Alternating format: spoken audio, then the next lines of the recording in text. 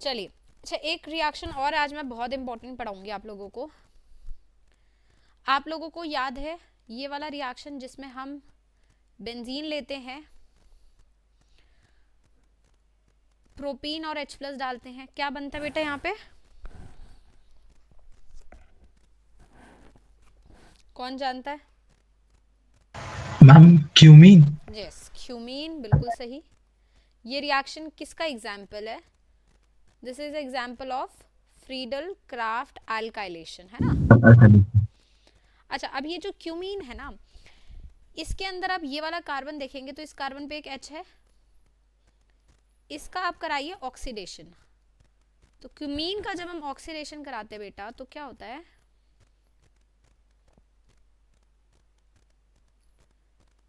Oxygen जो है H के बीच में इंसर्ट हो जाता है और वी गेट दिस प्रोडक्ट। इस प्रोडक्ट को बोला जाता है क्यूमीन हाइड्रोपरऑक्साइड,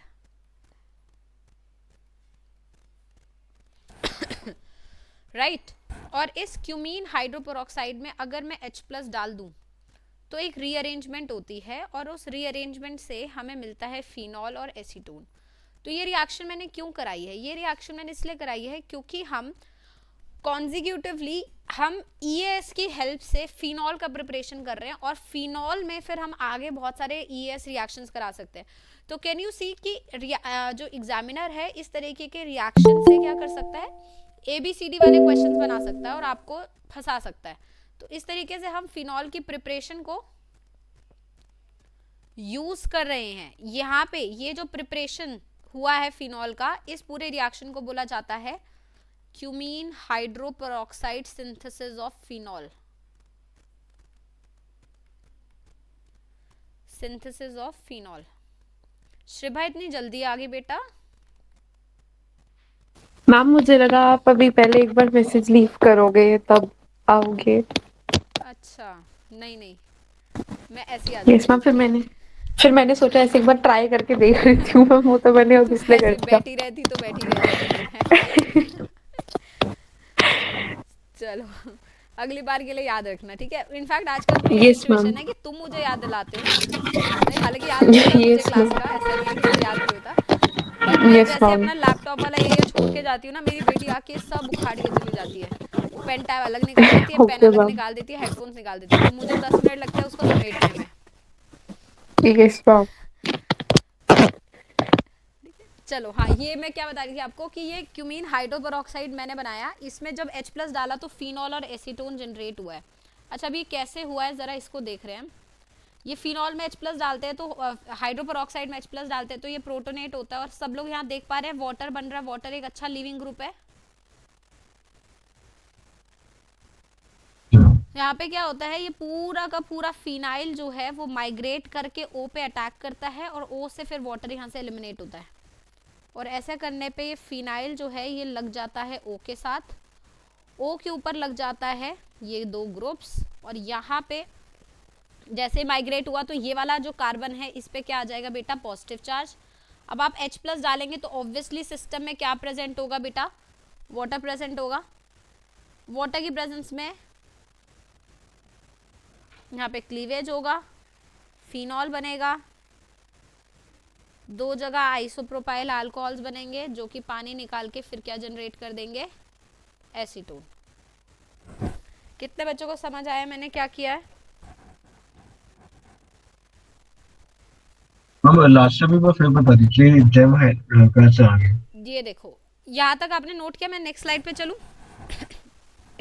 एक सेकंड मैम। हाँ, नोट कर लो एक बार।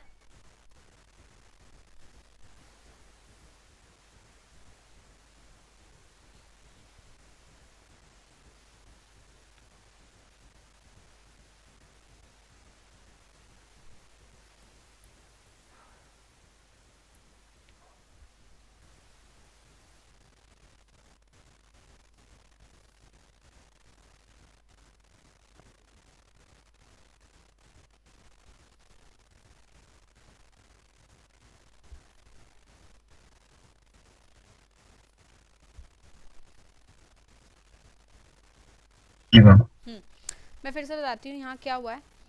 ये फिनॉल है ये O है और यहाँ पे एक ग्रुप लगा हुआ है, इस पे पॉजिटिव चार्ज है। सबसे पहले क्या होगा, आपने जब पानी डाला है, वाटर आके न्यूक्लियोफिलिक अटैक करेगा यहाँ पे, तो एक OH लग जाएगा, ठीक है। अब ये O और कार्बन का जो बॉन्ड है ये वापस से हाइड्रोलिसिस में जाएगा।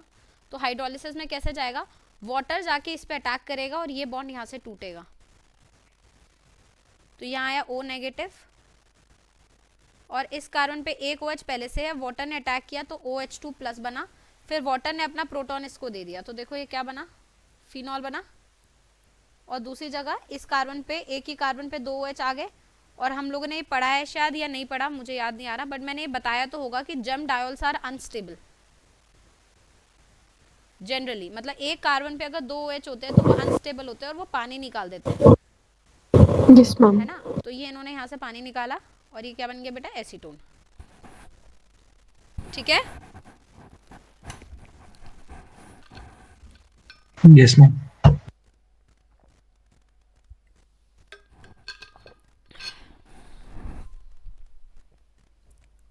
चलें आगे।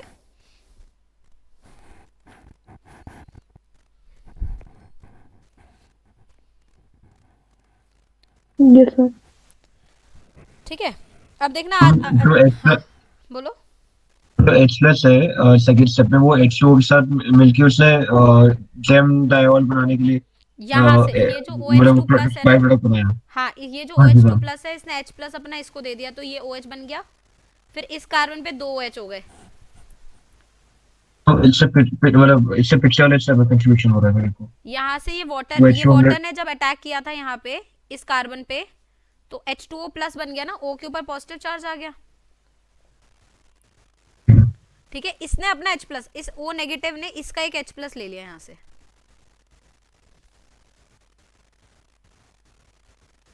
ठीक है। जब H प्लस लूंगी तो इसका पॉजिटिव चार्ज नलीफाई हो जाएगा ना, अब H प्लस तो चला गया, प्लस चार्ज तो चला गया,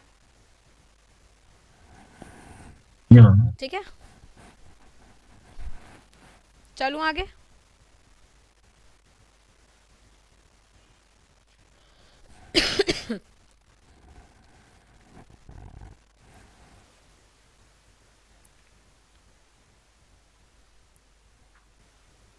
हाँ जी चलें, नोटेड। Yes ma'am. तो ये हो गया हमारा क्यूमीन हाइड्रोपेरोक्साइड, ठीक है। तो यहाँ पे हमने इससे क्या कर लिया, क्यूमीन हाइड्रोपेरोक्साइड मेथड का जो पहला स्टेप है that is formation of cumene. तो फॉर्मेशन ऑफ क्यूमीन में कौन सा ES रिएक्शन यूज होता है बेटा, Friedel craft alkylation. Friedel craft alkylation करा के आप क्यूमीन बना लो, क्यूमीन से क्यूमीन हाइड्रोपेरोक्साइड बना लो, और एक बार हाइड्रोपेरोक्साइड बन गया उसमें H प्लस डाल के फिनॉल बन सकता है। अब उसके बाद दुनिया जस्ट सोचो ABCD अगर मैं बनाऊंगी तो मैं क्या करूंगी, मैं बेंजीन से फिनॉल सिंथेसाइज कर सकती हूँ, ठीक है। और फिनॉल के ऊपर फिर फ्राइज रीअरेंजमेंट वगैरह वगैरह करके A से B C ऐसे करके रिलेट कर सकती हूँ। समझ आ रहा है सबको, हाँ जी मैम। ठीक है। यस अब मैम। ऐसी कनेक्टिंग रिएक्शंस कुछ पढ़ रहे हैं हम, अब एक और कनेक्टिंग रिएक्शन हम पढ़ते हैं। आप लोगों को याद है, अगर आपके पास बेंजीन होगा, बेंजीन का आप नाइट्रेशन करा सकते हैं HNO3 और H2SO4 डाल के। जब आप बेंजीन का नाइट्रेशन कराएंगे बेटा आपको क्या मिल जाएगा, नाइट्रोबेंजीन, हाँ या ना, राइट। यस इस नाइट्रोबेंजीन का हम लोग रिडक्शन कराते हैं। नाइट्रोबेंजीन को टिन HCl की प्रेजेंस में अगर मैं रिड्यूस कराऊं तो tin HCl act as a reducing agent. Tin HCl की प्रेजेंस में अगर मैं रिड्यूस कराऊं तो हमारा नाइट्रोबेंजीन बेटा कन्वर्ट हो सकता है किस में, एनालीन में, NH2 में। तो इसमें एक बात सोचने की है कि कभी आपको ES रिएक्शन से NH2 ग्रुप लेकर आना हो तो आप कभी भी ES रिएक्शन से डायरेक्ट NH2 तो नहीं ला सकते, क्योंकि कोई भी ऐसा रिएक्शन नहीं है जो NH2 लेकर आ पाए, हाँ या ना, कोई रिएक्शन नहीं है ना। NO2 लगाओगे या SO3 लगाओगे या फ्रीडल क्राफ्ट में R ग्रुप लगाओगे या हैलोजन लगाओगे, इसके आगे तो आप कुछ नहीं कर सकते ES में। लेकिन अगर आपको NH2 बनाना होता है तो आप क्या कर सकते हैं, आप NO2 ले सकते हैं और NO2 को क्या कर सकते हैं, फिर रिड्यूस कर सकते हैं, ठीक है। अब सपोज एक काम और होता है, मैंने यहाँ पे नाइट्रोबेंजीन का वापस से नाइट्रेशन करा दिया, तो क्या आप लोग सब जानते हैं कि ये मेटा डायरेक्टिंग होगा NO2 ग्रुप, हाँ या ना। Yes, इसका ma'am. मतलब जो दूसरा नाइट्रो लगेगा वो कहाँ लगेगा, इसके मेटा पोजीशन पे। बेटर। तो अगर Yes, मैंने ma'am. अब इसमें टिन HCl डाला तो ये दोनों ही NH2 में जो है कन्वर्ट हो जाएंगे। बट अगर मैं आपको कहूं कि बेटा सिर्फ एक ही NO2 को जो है NH2 में कन्वर्ट करो, तो आपको यहां पे पार्शियल रिडक्शन करना पड़ता है, और पार्शियल रिडक्शन के लिए आप यूज करते हैं अमोनिया इन H2S। या तो आप अमोनिया इन H2S यूज करते हैं या फिर आप NH4HS यूज कर सकते हैं। दोनों में से आप कुछ भी यूज कर सकते हैं। ये क्या करता है, ये पार्शियली रिड्यूस करता है किसी एक NO2 ग्रुप को जो है ये NH2 में कन्वर्ट करेगा। ठीक है, अभी फिलहाल इतना समझो, भी बहुत डिटेल में मत जाना पार्शियल रिडक्शन के, क्योंकि इसमें बहुत सारे केसेस बनते हैं। कौन सा NO2 रिड्यूस होगा, किस में रिड्यूस होगा, बहुत सारे रिड्यूसिंग एजेंट्स हैं, वो हम आगे पढ़ेंगे अमीन के चैप्टर में। अभी बस मैं उतना बढ़ा रही हूँ जितना तुम्हें ES से या आगे काम करने में मदद कर सकता है। यहाँ तक क्लियर हुई बात, हाँ या ना?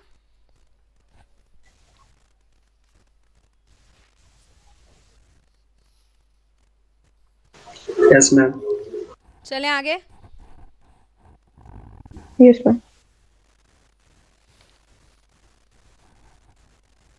चलिए नेक्स्ट चलते हैं। अच्छा, how many of you have remember diazonium के रिएक्शन पढ़े होंगे क्लास 11th में? Yes ma'am. पढ़े, याद है मैम। याद है? Yes, ma'am. उसी को रिकॉल Yes, कराते हैं। बहुत ही इंपॉर्टेंट बात करेंगे हम डाइजोनियम के रिएक्शंस, डाइजोनियम सॉल्ट रिएक्शन। ध्यान से सुनेंगे। हमने अभी क्या बताया आपको सीक्वेंस, कि हमारे पास बेंजीन है, हमने कराया इसका नाइट्रेशन, हमने बना लिया नाइट्रोबेंजीन। नाइट्रोबेंजीन को करा हमने रिड्यूस टिन HCl के साथ, हमने बना लिया एनालीन। एनालीन के ऊपर डाइजोनियम के रिएक्शन होते हैं। एनोलीन को डाइजोनियम सॉल्ट पे बदलने के लिए एक बहुत इंपॉर्टेंट रिएक्शन कराया जाता है, जिसमें आप NaNO2 HCl यूज करते हैं, वो भी 0 to 5 डिग्री सेल्सियस, मतलब बहुत ही लो टेम्परेचर पे। ये रिएक्टेंट याद रखना बहुत जरूरी है। डाइजोनियम का रिएक्टेंट क्या है, NaNO2 in presence of HCl, very low condition 0 to 5 degree Celsius. अब कभी कभी क्या होता है, एग्जामिनर NaNO2 HCl नहीं लिखता। एक्चुअली क्या होता है, NaNO2 HCl के साथ जो है बेटा रिएक्ट करता है और बनाता है HNO2 और NaCl। जो रिएक्टिव स्पीशीज है वो एक्चुअली नाइट्रस एसिड है, HNO2।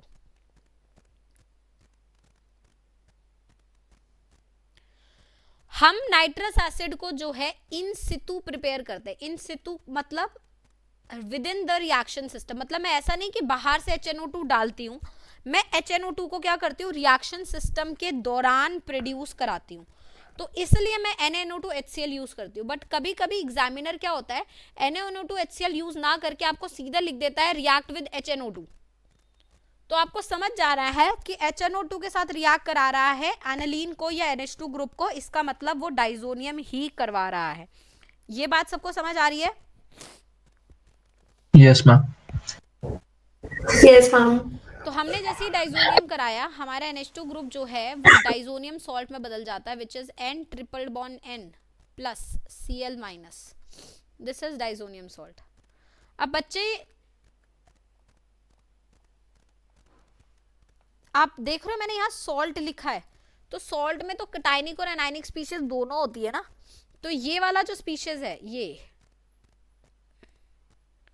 this is the cationic part of the salt and this Cl minus is nothing but counter ion। ये एनायनिक पार्ट है, काउंटर आयन है इसका, और इस पार्ट के बीच में आयनिक बॉन्ड है। कोई कोवलेंट बॉन्ड नहीं है कि Cl जो है उसका बॉन्ड टूटेगा फिर Cl निकलेगा, ऐसा कुछ नहीं है। Cl और N2 प्लस के बीच में क्या है, एक आयनिक बॉन्ड। मतलब ये ऐसा है, बेंजीन के ऊपर लगा हुआ है N2 के ऊपर प्लस चार्ज और Cl माइनस, इनके बीच में क्या बॉन्ड है बेटा, आयनिक बॉन्ड है। इस Cl माइनस का यहाँ कोई रोल नहीं है, ये Cl माइनस सिर्फ इसलिए आया क्योंकि यहाँ पे अपने HCl डाला था, है ना। अब HCl ना डाल के H2SO4 डालोगे, यहाँ SO4 माइनस आ जाएगा। तो ये कुछ नहीं है, इसका सिर्फ काउंटर रोल है। हमारे लिए जो डाइजोनियम या रिएक्टिव स्पीशीज है वो बस इतनी है, बेंजीन के ऊपर NO2 प्लस, राइट। अब ये जो डाइजोनियम सॉल्ट है, इसमें आप लोगों को याद होगा, मैंने ये बहुत बार आप लोगों को बताया भी है कि किसी भी रिएक्शन में अगर न्यूट्रल मॉलिक्यूल निकलता है तो वो रिएक्शन जो है हाईली फिजिबल हो जाता है।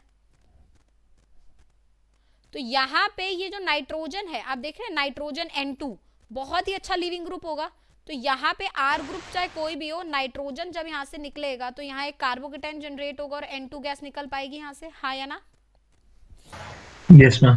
बट अगर ये R ग्रुप बेटा बेंजीन है आपका, ये बेंजीन है और N2 आपका इसके ऊपर लगा हुआ है, और आप लोग जानते हैं अगर N2 पहले निकल गया तो बेंजीन के ऊपर कार्बोकेटाइन बन जाएगा, और बेंजीन के ऊपर कार्बोकेटाइन क्या है, हाईली अनस्टेबल है। तो इसलिए N2 अपने आप नहीं निकलता यहाँ पे, ये अपने आप नहीं निकलेगा जब तक कोई और स्पीशीज प्रेजेंट ना हो। क्यों? क्योंकि बेंजीन के ऊपर पॉजिटिव चार्ज बन ही नहीं सकता, हाईली अनस्टेबल स्पीशीज है। कितने बच्चे मेरी बात समझ पा रहे हैं? Yes ma'am. ठीक है, यस मैम। तो जब तक कोई रिएजेंट प्रेजेंट नहीं है ये नहीं निकलेगा। इसलिए बोला जाता है कि डाइजोनियम सॉल्ट, जो बेंजीन डाइजोनियम सॉल्ट है, वो स्टेबल है।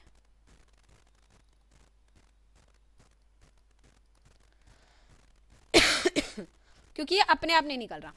अब मैं कोई रिएजेंट डाल दूंगी तो ये तुरंत भाग जाएगा। अब मैंने रिएजेंट डाल दिया लेट्स से वाटर, और रिएक्शन को कर दिया वार्म, तो वाटर से मिलेगा OH, OH इस N2 की जला लग जाएगा, फिनॉल बन जाएगा और नाइट्रोजन गैस इवॉल्व हो जाएगी।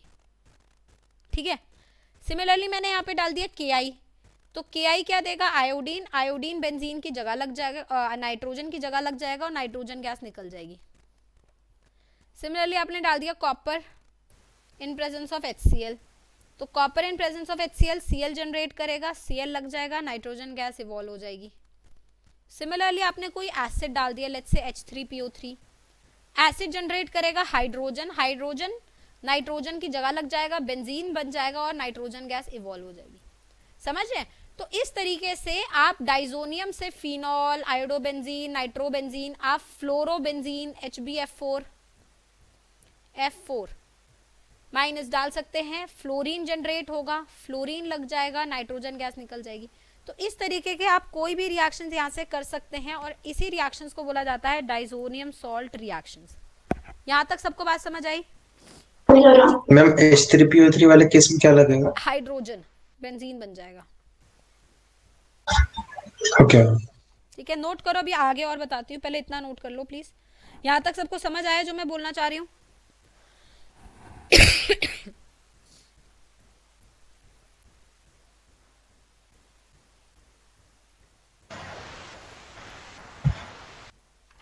मैम ये सब्स्टिट्यूशन है बिना कार्बोकेटाइन बने?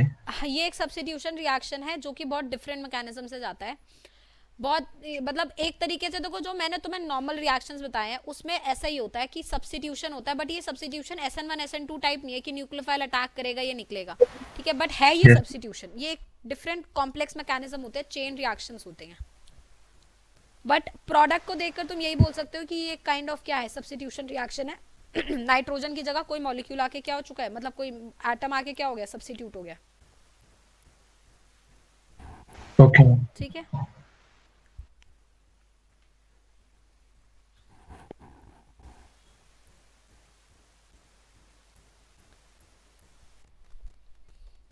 नोट कर लिया सबने?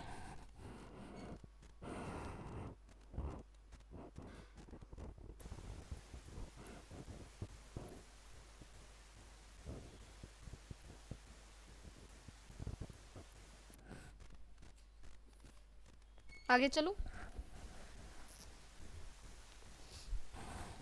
Yes ma'am.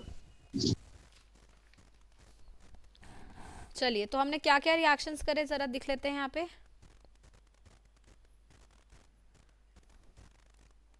हम यहाँ पे बना रहे हैं डाइजोनियम,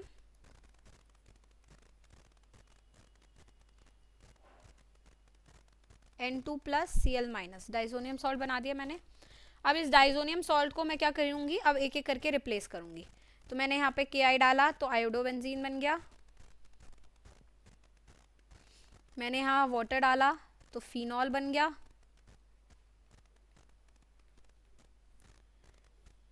मैंने यहाँ एसिड डाला H3PO3 तो बेंजीन बन गया, मैंने यहाँ कॉपर हैलाइड डाल दिया, लेट्स से कॉपर क्लोराइड डाल दिया, क्लोरोबेंजीन बन गया, मैंने कॉपर ब्रोमाइड डाल दिया, ब्रोमोबेंजीन बन गया। मैंने HbF4 H plus FbF4 minus डाल दिया, फ्लोरोबेंजीन बन गया, राइट। मैंने यहां फिनॉल डाल दिया। ध्यान से, मैं सारे रिएक्शंस आपको समझाऊंगी बट अभी नोट कर लीजिए। जैसे ही मैंने यहां फिनॉल डाला, यहां पर एक डाई बन गया, दिस इज एजो डाई।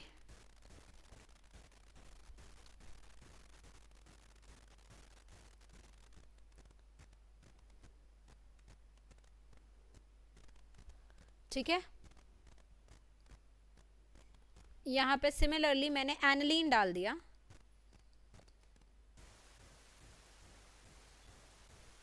यहां पे भी एजो डाई फॉर्मेशन हो गया।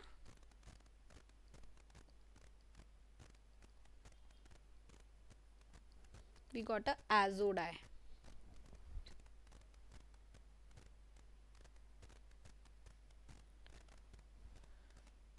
मैं यहाँ पे, चलो ये जगह नहीं है, यहाँ पे लिख, चलो यहीं लिख देती हूँ।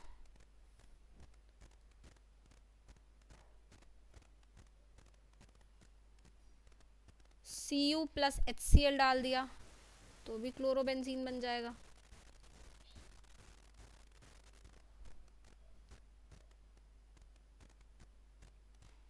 नोट किया सबने?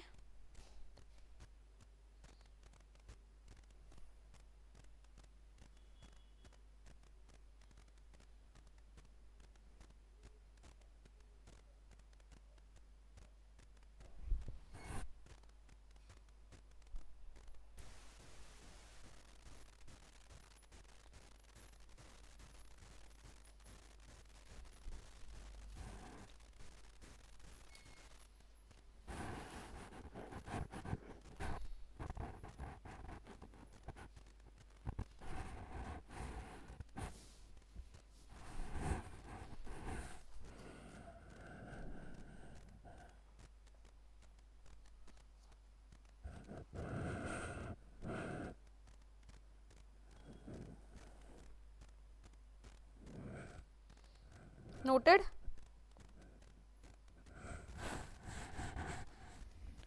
Yes ma'am. अब सुनिए, रेड से लिख रही हूं। ये HbF4 का जो रिएक्शन है इसे बोला जाता है बल्ज-सीचमैन, रिएक्शन का नाम है। कॉपर HCl डालो या कॉपर HBr डालो, इस रिएक्शन को बोला जाता है गैटरमैन। CuCl और CuBr, इनको बोला जाता है सैंडमेयर, CuBr को भी सैंडमेयर। फिनॉल और एनिलीन वाले रिएक्शंस को बोला जाता है कपलिंग रिएक्शंस। एनिलीन वाला भी क्या है? Coupling reaction. ये नाम याद रखने भी बेटा बहुत जरूरी है।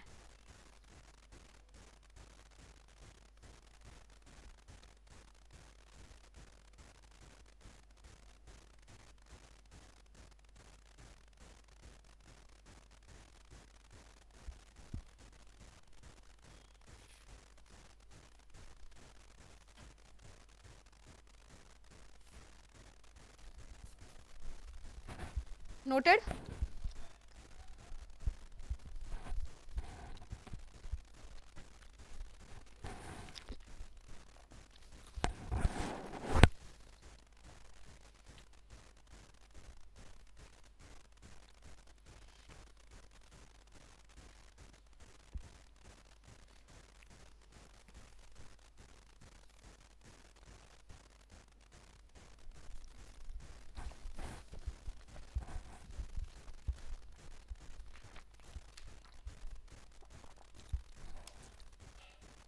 चलूं आगे?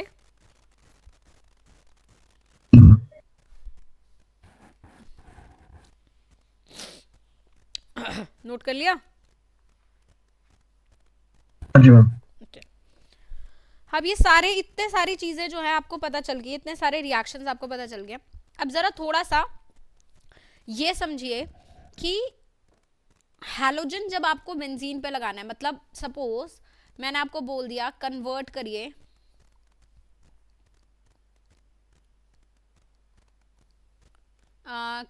करिए नाइट्रोबेंजीन टू फ्लोरोबेंजीन, तो आपको ये चीज समझनी पड़ेगी क्योंकि डायरेक्ट फ्लोरीन तो हम लगा नहीं सकते, तो हम पहले इसको क्या करेंगे, रिड्यूस करेंगे 10HCl से, हमें एनिलीन मिलेगा। एनिलीन का क्या कराएंगे, डाइजोनियम सॉल्ट कराएंगे, HNO2 is 0 to 5 degree Celsius, diazonium बनेगा और डाइजोनियम के ऊपर हम लोग क्या कराएंगे, बल्क सीचमैन कराएंगे, H+FbO4- डालेंगे and will get fluorobenzene, right? हाँ या ना? Yes ma'am. ठीक है, यस मैम। अब देखो, अब मैंने यही काम करना है, मैंने फिर से क्या किया, जैसे डाइजोनियम जनरेट करा दिया। अभी तक जो भी रिएक्शन मैंने आपको बताया था जिसमें Ki डल रहा है या फिर कुछ और डल रहा है, जैसे वाटर डल रहा है या कुछ भी डल रहा है, तो वो एक तरीके का आपको दिख रहा था ना सब्स्टिट्यूशन रिएक्शन, जिसमें आयोडीन लग गया यहाँ पे OH लग गया, है ना।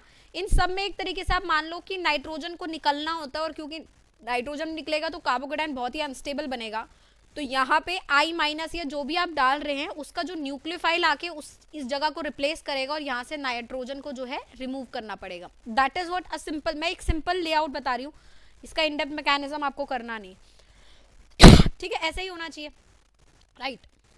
क्या हो रहा है जब डाइजोनियम में फिनॉल डाला जा रहा है, तब डाइजोनियम में आप फिनॉल डाल रहे हैं तो क्या हो रहा है, तब रिएक्शन कपलिंग रिएक्शन की तरीके से जा रही है। ऐसा क्यों हो रहा है?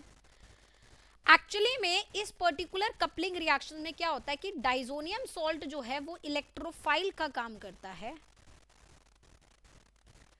और फिनॉल या एनिलीन आप जो भी लेते हैं वो न्यूक्लियोफाइल का काम करता है।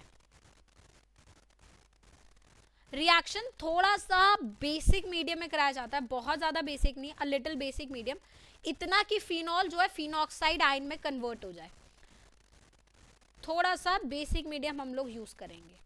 तो अगर फिनॉल फिनॉक्साइड आयन में कन्वर्ट हो जाएगा तो क्या होगा बेटा, ये फिनॉक्साइड आयन हुआ, फिनॉक्साइड आयन रेजोनेट करेगा इस तरीके से, और इसके पैरा पोजीशन पे क्या आ जाएगा बेटा, नेगेटिव चार्ज आ जाएगा, और ये नेगेटिव चार्ज जाके सीधा किस पे अटैक करेगा, डाइजोनियम सॉल्ट पे। अब कैसे अटैक करेगा डाइजोनियम सॉल्ट पे, ये देखने की बात है। ये नेगेटिव चार्ज जाएगा नाइट्रोजन पे अटैक करेगा यहाँ पे, और एक पाई बॉन्ड टूटेगा यहाँ पे। ये बात कितनों को समझ आई, देखकर बताओ मुझे।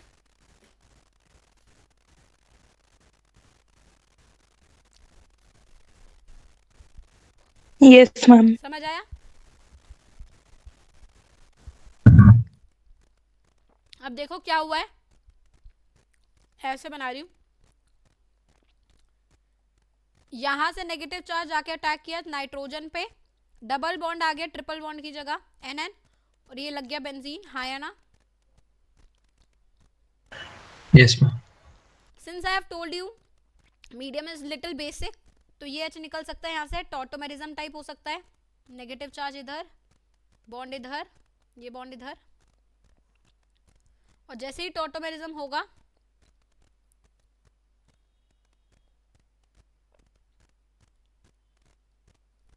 यहाँ पे OH लग गया, यहाँ आ गया N, डबल बॉन्ड N, और आ गया benzene. This is what is known as azo dye.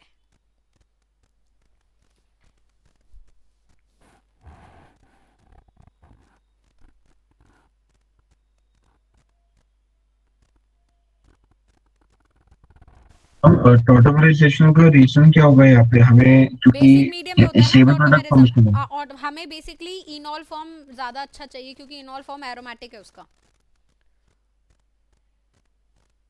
Phenoxide ion की स्टेबिलिटी की वजह से। हाँ हाँ हाँ, और वैसे भी टॉटोमेरिज्म कराने के लिए एसिडिक बेसिक मीडियम चाहिए होता है ना, और रिएक्शन बेसिक मीडियम में हो रहा है, मतलब टॉटोमेरिज्म हो सकती है।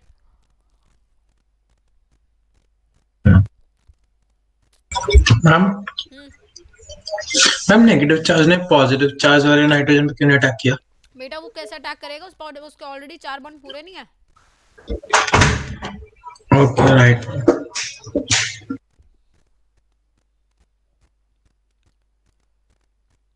चलें आगे।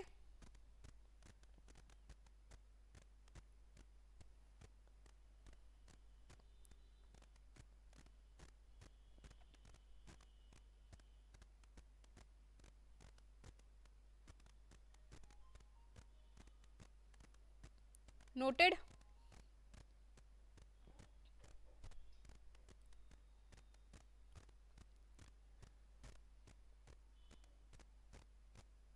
Yes ma'am. चलिए, एग्जैक्टली सेम चीज हमारा किसके साथ हो रही है बेटा? एनालीन के साथ हो रही है। समझ पा रहे हैं सारे?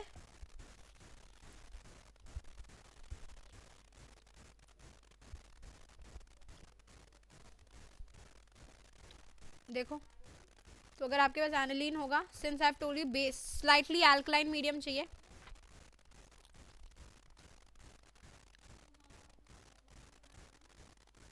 और ये है हमारे पास ये,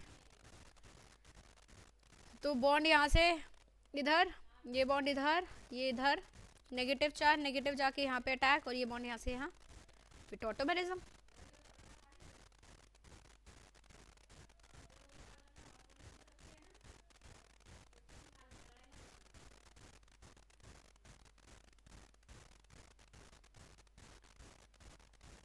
H निकलेगा, बॉन्ड इधर, ये बॉन्ड इधर, ये इधर, you get azodide with aniline also.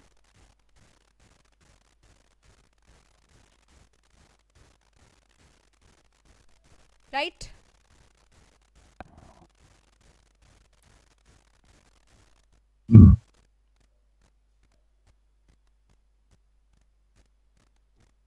चले आगे।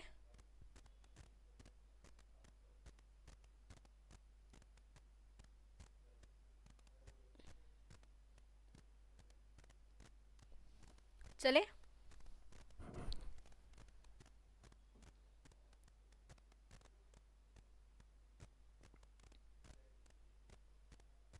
Yes ma'am. चलिए अब हेडिंग डालते हैं, some other reactions of aromatic compound benzene.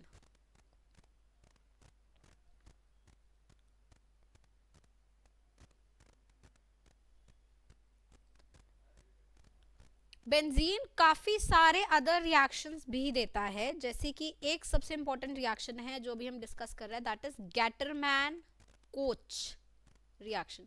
अब गैटरमैन के बहुत सारे रिएक्शंस आएंगे, 3 तो आपको पढ़ने ही पढ़ने आज ही, तो तीनों के बीच में ना कंफ्यूजन नहीं होनी चाहिए। गैटरमैन है एक ही बंदा, ठीक है, एक ही बंदा है गैटरमैन। जो गैटरमैन रिएक्शन है वो डाइजोनियम सॉल्ट पे जो हो रहा है वो है जब आप कॉपर और HCl लेते हो या फिर कॉपर और HBr लेते हो, मतलब वो डाइजोनियम सॉल्ट का गैटरमैन रिएक्शन है, राइट। गैटरमैन कोच को भी ओफन गैटरमैन बोल दिया जाता है, लेकिन इसका जो स्टार्टिंग प्रोडक्ट होता है, स्टार्टिंग रिएक्टेंट होता है, वो बेंजीन होता है, ना कि डाइजोनियम सॉल्ट। कितने बच्चे मेरी बात समझ पाए? यस ठीक है, इससे वैसे गैटरमैन को चाहिए रिएक्शन, लेकिन ओफन इसे कभी कभी बुक्स या क्वेश्चन में भी गैटरमैन लिख दिया जाता है। अब आपको ये समझना पड़ेगा कि गैटरमैन कोच हो रहा है या ये गैटरमैन मतलब कौन सा रिएक्शन है। तो आप स्टार्टिंग मटेरियल देखिए कि रिएक्शन हो किस पे रहा है। तो जो गैटरमैन कोच है वो बेंजीन पर होता है, इसमें आप बेंजीन में कार्बन मोनोऑक्साइड HCl और AlCl3 एज अ कैटलिस्ट डालते हैं और बेंजल्डिहाइड का फॉर्मेशन होता है direct. So this is a very specific and a very important name reaction that is counted in the synthesis of aromatic aldehyde.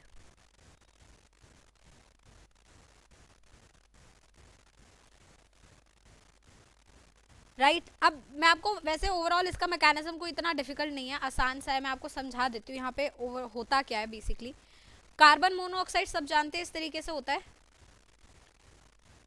हाँ या ना? There is a formal charge on carbon and oxygen. आपने यहाँ पे HCl डाला है, तो HCl के प्रेजेंस में क्या होगा, इस तरीके से प्रोटोनेशन टाइप सिचुएशन हो जाएगी, हाँ या ना?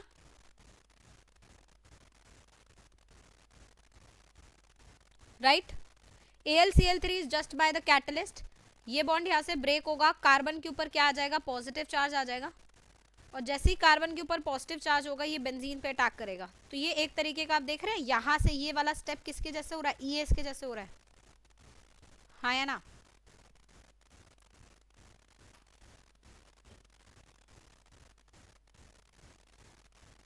समझ आई बात?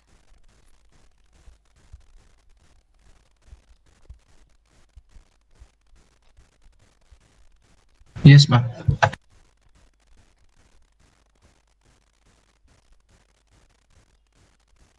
नोटेड। हर्षल बात ठीक है बेटा?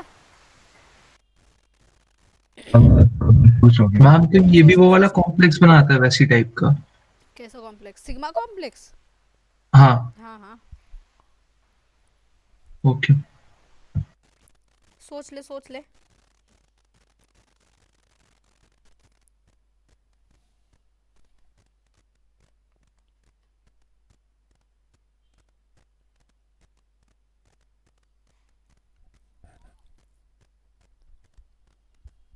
ठीक है मैम। ठीक है पक्का? बाकी जनता, ध्रुव, लावण्या, हर्ष, साक्षी, श्रभा, दिया, श्रुति, यस मैम, ठीक है? यस मैम, चले आगे। Yes Gattermann yes ma'am. वैसे ही एक और है हमारा गैटरमैन एल्डिहाइड।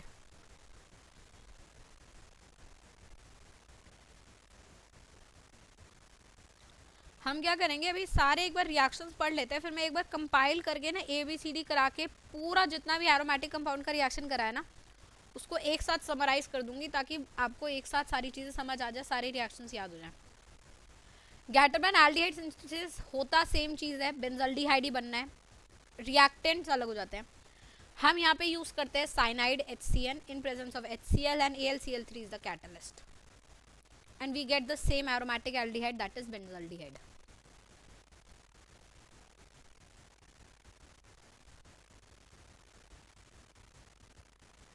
ना यहाँ पे डिफरेंस क्या है और ऐसा क्यों हुआ है? एक्चुअली आपने जब HCN लिया तो HCN ये है बेटा, हाँ या ना? आप जब HCl के साथ इसे ट्रीट करते हैं तो इसका जो N वाला पोर्शन है, N के ऊपर लोन पेयर है, ये प्रोटोनेट हो जाता है। प्रोटोनेट होगा, ये बॉन्ड यहाँ से खुलेगा, कार्बन के ऊपर पॉजिटिव चार्ज NH, ये इलेक्ट्रोफाइल है, और अब ये बेंजीन पे क्या करेगा, अटैक करेगा वाया ES रिएक्शन, और ऐसा करने पे बेंजीन पे जो है हमारा कार्बन से एक H और डबल बॉन्ड NH जुड़ जाएगा। यहां तक सबको समझ आ रहा है, हाँ या ना? Yes ma'am. इसके बाद एक क्योंकि सिस्टम में वाटर प्रेजेंट होगा, ये जो स्टेप है इसके बाद हाइड्रोलिसिस होती है, वाटर मॉलिक्यूल्स अटैक करते हैं और यहाँ पे बेंजल्डिहाइड का फॉर्मेशन होता है। मैं आपको ये समझा रही हूँ ये कैसे होता है, you get this right.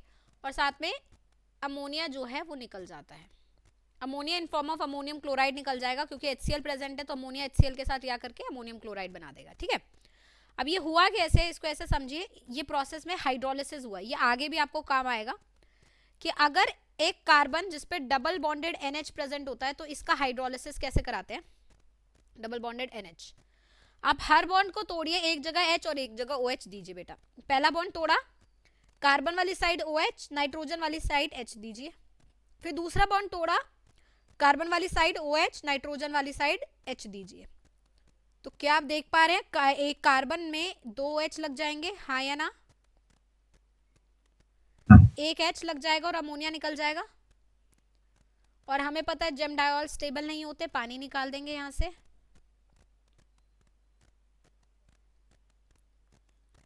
And we gate benzaldehyde.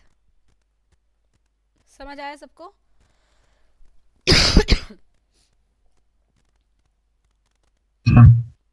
चलें आगे।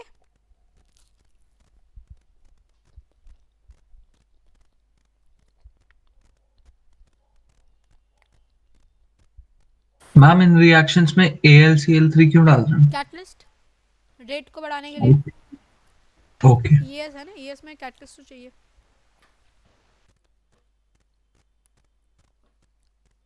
Ma'am as a Lewis acid तो यूज नहीं कर रहे ना? नहीं, लुईस एसिड नहीं है। लुईस एसिड तो एसिड डालते हैं ना, तो वो अपने आप ही लुईस एसिड की तरह एक्ट करके कार्बोकेटायन जनरेट कर देता है। Okay ma'am. चलें आगे।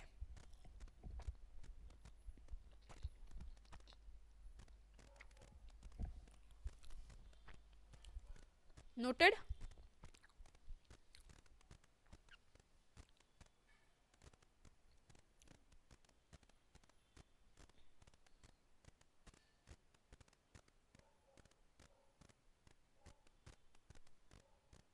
Yes, ma'am. Next and the third name reaction of aromatic compound is the Attard reaction.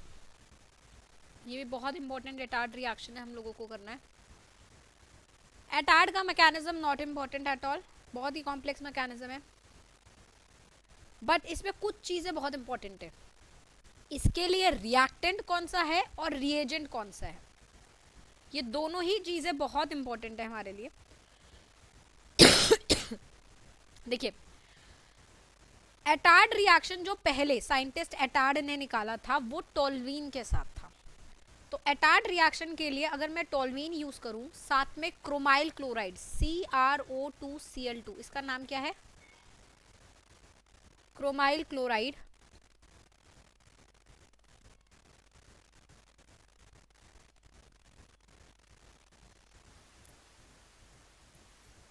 In presence of a non polar medium like carbon disulphide, तो बहुत ही बढ़िया काम हो जाता है। और वो ये कि CH3 ग्रुप जो होता है वो CHO में बदल जाता है and here we get a aromatic aldehyde.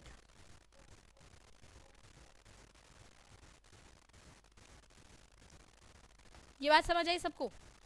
Etard ने जो किया था, एटार्ड साइंटिस्ट ने यही काम किया था। क्या किया था, टोल्वीन लिया था, क्रोमाइल क्लोराइड कार्बन डाइसल्फाइड के साथ रिएक्ट कराया था and the final product that we got was aromatic aldehyde. But धीरे धीरे जब इस रिएक्शन को आगे एक्सीड किया गया तो बहुत इंपॉर्टेंट बात समझ में आई कि ये रिएक्शन सिर्फ टोल्वीन के लिए नहीं है, ये रिएक्शन किसी अल्काइल बेंजीन के लिए। तो अगर आपने कोई अल्काइल बेंजीन लगा दिया जैसे CH2CH3 इथाइल बेंजीन और आप सेम काम कर रहे हो, तो एटार्ड में जो टर्मिनल वाला CH3 होता है, जो लास्ट कार्बन पे CH3 होता है, वो CHO में बदलता है। अब ये बात इतनी इंपॉर्टेंट है कि एग्जामिनर एटार्ड में कॉम्प्लेक्स करेगा अगर क्वेश्चन तो उसमें यही चीज आपसे पूछेगा। कितने बच्चों को ये बात समझ आई है? Yes, ma'am. Yes ma'am. ठीक है, तो अगर मेरे को बहुत बल्कि आर ग्रुप्स नहीं लगाने, बहुत सारे ब्रांचिंग वाले आर ग्रुप्स नहीं लगाने, मैं आर ग्रुप्स लगाऊंगी लीनियर चेन वाले। तो मैं लीनियर चेन में अगर मैं प्रोपाइल भी लगा दूं CH2 CH2 CH3, same reaction अगर कराऊंगी तो क्या होगा, CH2 CH2 CHO बन जाएगा। समझ आई बात?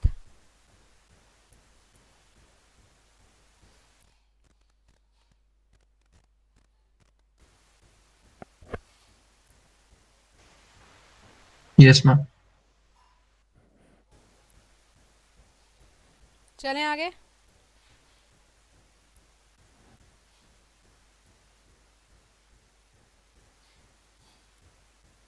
नोटेड। हर्षल बात क्लियर है बेटा? चलिए फोर्थ की बात चलते हैं, बहुत इंपॉर्टेंट बात, दाउस process.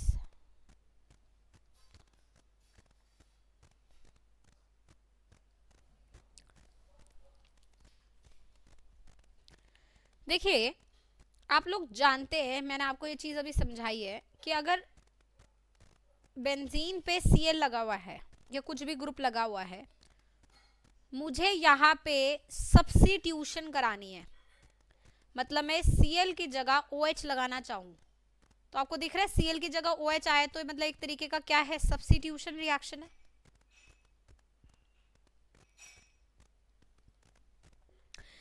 Substitution reaction on halobenzene या halogen benzenes are highly not favorable। क्या बोला मैंने? Substitution reactions on aryl halide बोल दे या haloarenes बोल दे, या एरोमेटिक हैलाइड्स बोल दे, कुछ भी बोल दो इन तीनों में से, इनके ऊपर substitution reaction is nucleophilic substitution, not electrophilic. electrophilic aromatic substitution तो आपने पढ़ा है. nucleophilic substitution reaction is highly non favorable. अच्छा, अब ऐसा क्यों है, क्यों नहीं फेवरेबल? तो बेटा कभी भी अगर आप एक नॉर्मल सब्स्टिट्यूशन रिएक्शन देखें, अभी हम इसको आगे डिटेल में पढ़ेंगे सब्स्टिट्यूशन रिएक्शन के मैकेनिज्म्स क्या क्या होते हैं, बट अभी मैं मैकेनिज्म को बहुत रफ समझा रही हूँ, एक रफ एक्सप्लेनेशन दे रही हूँ कि भैया अगर आपके पास कोई अल्काइल हैलाइड है या कुछ भी है, आप उस पर न्यूक्लियोफाइल डालते हैं, तो न्यूक्लियोफाइल अगर किसी चीज को सब्स्टिट्यूट करेगा तो उस चीज को निकलना पड़ेगा ना, तो एक्स यहाँ पे क्या है, निकलेगा ना, लिविंग ग्रुप के जैसे, हाँ या ना, है ना. यहाँ प्रॉब्लम सबसे बड़ी ये है कि अगर बेंजीन के ऊपर हैलोजन लगा हुआ है, दो हैलोजन का प्लस एम मिनिमम होता है बट होता तो है, और इस प्लस एम की वजह से यहाँ पे अगर रेजोनेंस हुई तो क्लोरीन और बेंजीन के बीच में बेटा क्या पार्शियल डबल बॉन्ड कैरेक्टर आएगा, हाँ या ना. और इस पार्शियल डबल बॉन्ड की वजह से लिविंग ग्रुप का डिपार्चर क्या हो जाएगा, डिफिकल्ट हो जाएगा.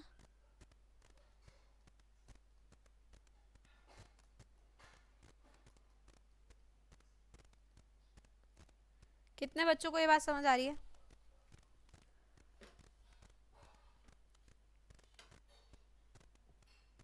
Yes ma'am. है ना भाई, सब्स्टिट्यूशन रिएक्शन अगर होगी चाहे किसी भी मैकेनिज्म से हो, मैं पढ़ाऊंगी मैकेनिज्म्स डिटेल में, बट फिलहाल किसी से भी हो, लिविंग ग्रुप को तो निकलना पड़ेगा. बट यहाँ सबसे बड़ी दिक्कत क्या है कि लिविंग ग्रुप का डिपार्चर ही डिफिकल्ट हो गया, क्योंकि कार्बन और लिविंग ग्रुप के बीच में क्या आ गया है, पार्शियल डबल बॉन्ड कैरेक्टर.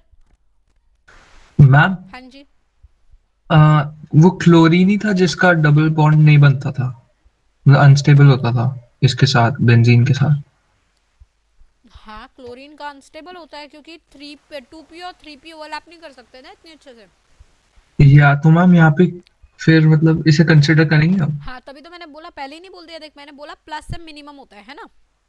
हाँ. और कौन सा मैंने ये स्ट्रक्चर बना के छोड़ दिया कि यही मोस्ट स्टेबल रेजोनेटिंग स्ट्रक्चर है इसका, नहीं ना. रेजोनेटिंग स्ट्रक्चर्स का मतलब क्या होता है, there will be more structures to it, but सबसे ज्यादा कंट्रीब्यूट यही स्ट्रक्चर करेगा, लेकिन थोड़ा सा भी कंट्रीब्यूशन अगर इन स्ट्रक्चर्स की आई तो पार्शियल डबल बॉन्ड कैरेक्टर तो आएगा ना. Yes ma'am. ठीक है, देखो यहाँ तक नोट करो, फिर मैं आगे चलूँ. एक बात बताऊँ, नोट कर लिया?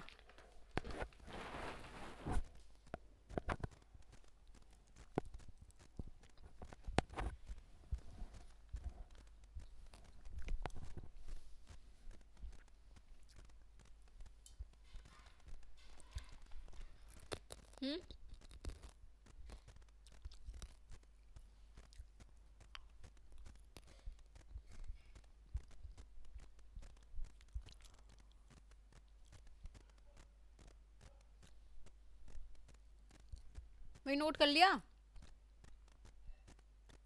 Yes ma'am. एक्चुअली क्या होता है, आप लोगों को याद होगा ईएएस में मैंने हैलोजेंस को माइल्डली डीएक्टिवेटिंग में रखा था, वीकली डीएक्टिवेटिंग जिसे बोलते हैं. कितनों को याद है ये बात?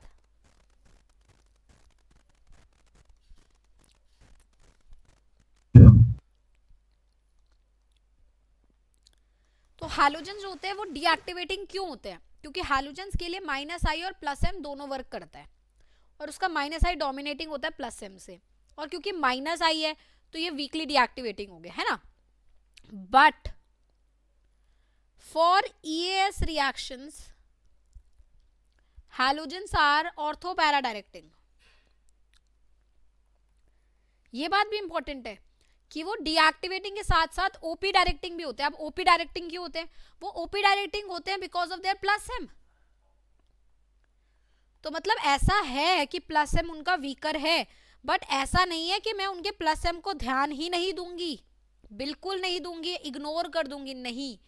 उनका प्लस एम होता है जिस वजह से वो ऑर्थो पैरा डायरेक्टिंग भी होते हैं just like other groups, but plus M dominate नहीं कर रहा, इसलिए हैलोजन के लगने से ईएएस रिएक्शन का रेट कम हो जाता है, और ईएएस रिएक्शन में वो माइल्डली या वीकली डीएक्टिवेटिंग के जैसे बिहेव करते हैं। कितने बच्चों को मेरी बात समझ आई है?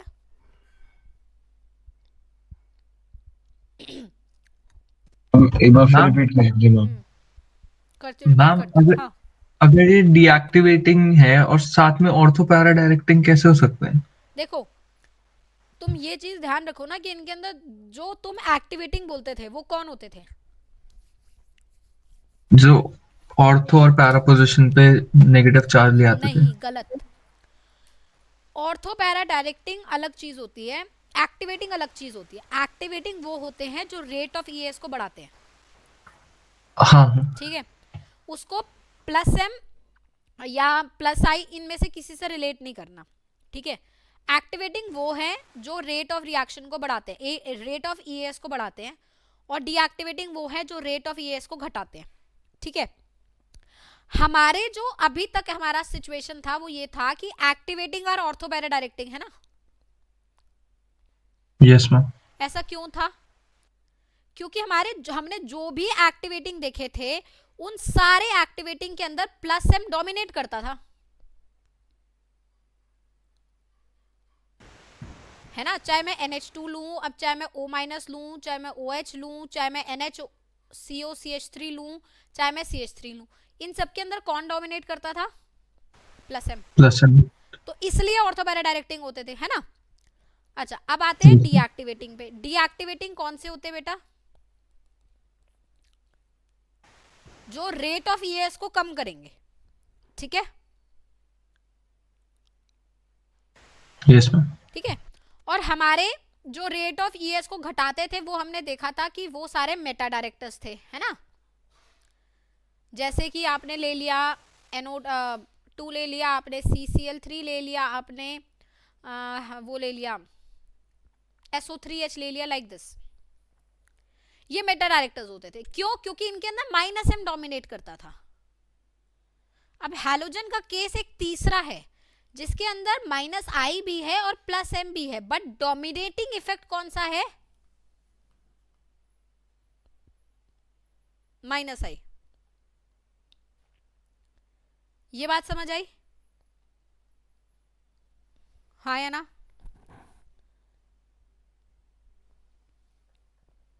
ये बात समझ आई? तो मैंने अगर ये बेंजीन के ऊपर हैलोजन लगा दिया तो ये अगर इलेक्ट्रोफाइल अगर कोई आ रहा है, इस पे अटैक हो रहा है, तो रेट ऑफ रिएक्शन क्या होगा? कम हो जाएगा। क्यों? क्योंकि Cl क्या करेगा? माइनस आई से इलेक्ट्रॉन खींच रहा होगा, यहाँ इलेक्ट्रॉन डेंसिटी कम हो जाएगी, ठीक है? और क्योंकि वो इलेक्ट्रॉन खींच रहा है, रेट ऑफ रिएक्शन को कम कर रहा है, तो ये डीएक्टिवेटिंग ग्रुप हो गया। Yes ma'am. ठीक है, बट जब इलेक्ट्रोफाइल इसके ऊपर लगा, अब इलेक्ट्रोफाइल की ओरिएंटेशन हमारे दो इफेक्ट से देखी जाएगी, माइनस आई भी प्लस एम भी। और माइनस आई मिनिमम कहाँ होता है? पैरा पर होता है। Yes ma'am. ठीक है, माइनस आई तो कह ही रहा है कि मिनिमम मैं पैरा पर हूं, तो मेजर प्रोडक्ट क्या बनना चाहिए? पैरा बनना चाहिए। Yes ma'am. ठीक है, बट जैसे ही पैरा तो मेजर बनता ही बनता है, कोई दिक्कत ही नहीं है। लेकिन अब जो दूसरा प्रोडक्ट है वो ऑर्थो और मेटा दोनों हो सकता है, बट अगर खाली माइनस आई होता तो सिर्फ मेटा बनता, जब एनालिनियम आयन के केस में हो रहा था। Do you remember? याद है सबको लास्ट क्लास वाली बात? उसमें सिर्फ माइनस आई था, उसमें प्लस एम था ही नहीं। तो para major, then meta and least was ortho, right? Yes ma'am. Here is the different case. Minus I है बट प्लस एम भी है, हालांकि इतना डोमिनेटिंग नहीं है बट है, कैन नॉट बी इग्नोर्ड। इस वजह से मेटा की बजाय कौन ऊपर आ जाता है? ऑर्थो। और बनना तो ऑर्थो को माइनर ही है, ऑब्वियसली स्टेरिक हिंड्रेंस है।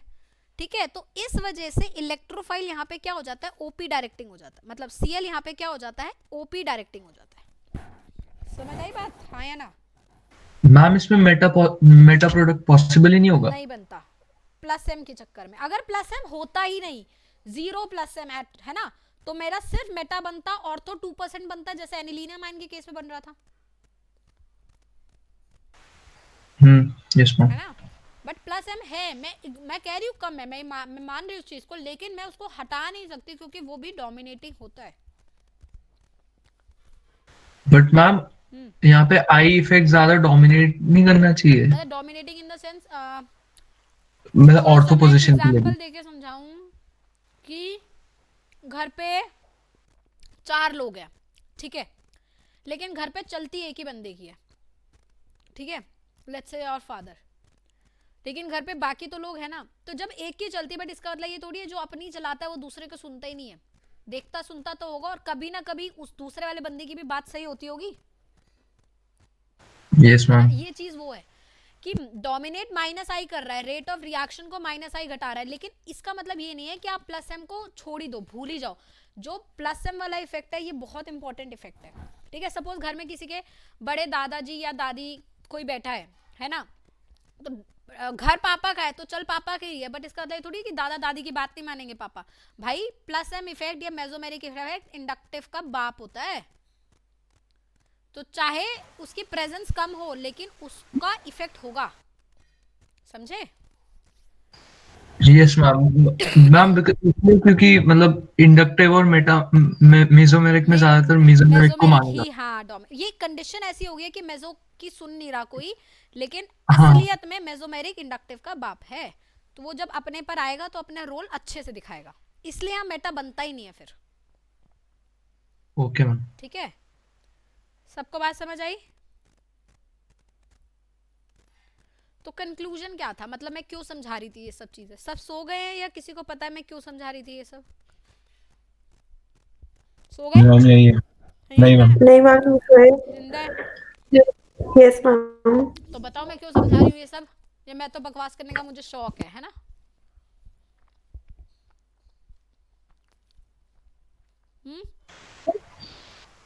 मैम आप मैं ये रिएक्शन हाँ नहीं, मैं इसलिए समझा रही हूँ कि तुम्हें ये चीज का रियलाइजेशन हो कि प्लस एम हैलोजेंस में इंपॉर्टेंट है,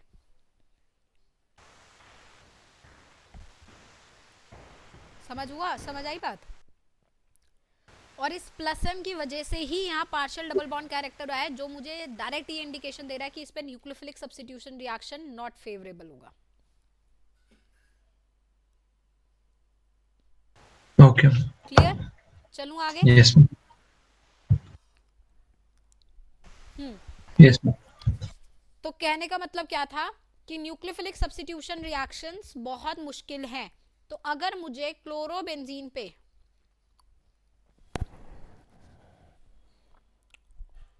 एक मिनट रुकना जरा, हेलो, हाँ जी गुड आफ्टरनून, हाँ जी मैम, लेकिन मैम मैं अभी क्लास में हूँ, आप मुझे 1.5 आवर के बाद कॉल कर लेंगे, ठीक है, हाँ जी ओके।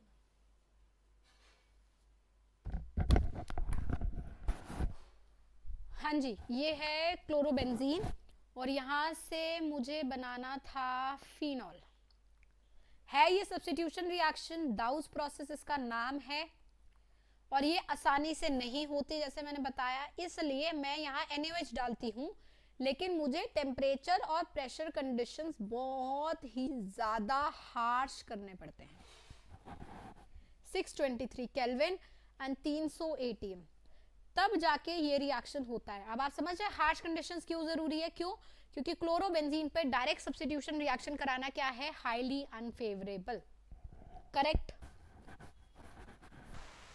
Yes ma'am. अब ऐसा देखा गया कि जब मैंने थोड़े से इलेक्ट्रॉन विड्रॉइंग ग्रुप्स लगा दिए, मार्कर गलत आ गया,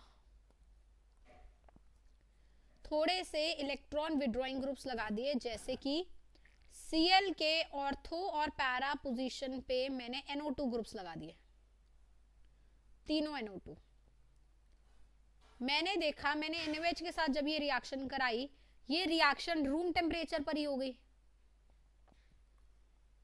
एंड Cl की जगह OH लग गया,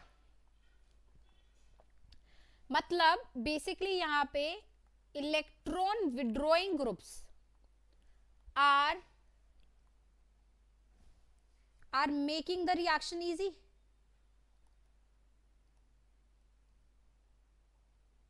isn't it?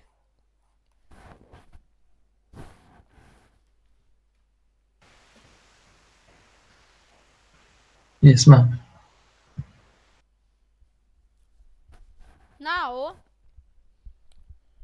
इसका मतलब ये रिएक्शन का मैकेनिज्म कुछ ऐसा है जिसमें electron withdrawing group rate of reaction को क्या कर दे, बढ़ा दे। और ये रिएक्शन का मैकेनिज्म जो होता है एक डिफरेंट मैकेनिज्म होता है जिसे बोलते हैं SNAR मैकेनिज्म।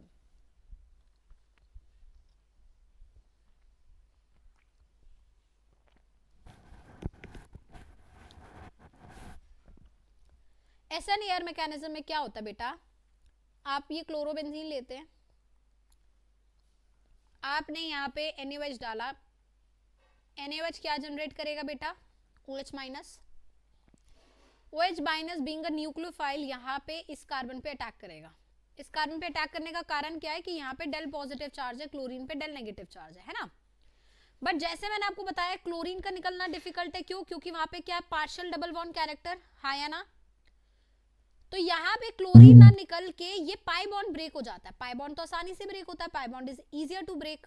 तो ये आसानी से पाई बॉन्ड ब्रेक हो जाता है और मुझे यहाँ पे मिलता है नेगेटिव चार्ज। Cl और OH यहाँ पे लग जाते हैं। क्या आप देख पा रहे हैं, ये नेगेटिव चार्ज रेजोनेंस स्टेबलाइज्ड है, बट इस पूरे केस में एरोमेटिसिटी ब्रेक हो रही है। तो रिएक्शन का ये वाला स्टेप जो होगा वो क्या कहलाएगा, रिएक्शन का स्लोएस्ट स्टेप, हाँ या ना। Yes ma'am. ये इंटरमीडिएट बन गया हमारा। फिर स्टेप 2 में ये इंटरमीडिएट का जो नेगेटिव चार्ज है वो रेजोनेंस स्टेबलाइज्ड है, यहाँ Cl है, यहाँ OH है, यहाँ नेगेटिव है। जब एरोमेटिसिटी गेन होनी है तो अब किसी ना किसी को तो निकलना है, तो नेगेटिव चार्ज जैसे ही नीचे जाएगा, अब Cl अच्छा लीविंग ग्रुप है या OH, कौन ज्यादा अच्छा लीविंग ग्रुप है, मैम क्लोरीन। बिल्कुल, तो क्लोरीन निकल जाएगा। और क्लोरीन के निकलते ही रीगेन ऑफ एरोमेटिसिटी, रिएक्शन का स्टेप क्या हो जाएगा, फास्ट। और आप देखेंगे आपको क्या मिल गया है, फिनॉल। कितने बच्चों को मैकेनिज्म समझ आया। और क्योंकि यहाँ नेगेटिव चार्ज लगा हुआ है तो ऑब्वियसली अगर आप इलेक्ट्रॉन विड्रॉइंग ग्रुप्स लगा देंगे तो वो इंटरमीडिएट क्या हो जाएगा, स्टेबलाइज हो जाएगा, क्योंकि electron withdrawing groups negative charge को क्या करेगा, स्टेबलाइज।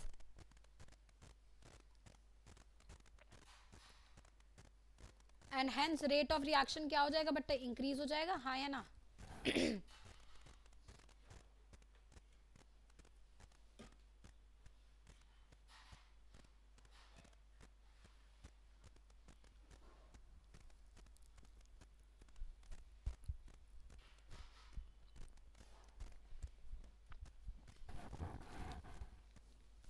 कितनों को समझ आई बात।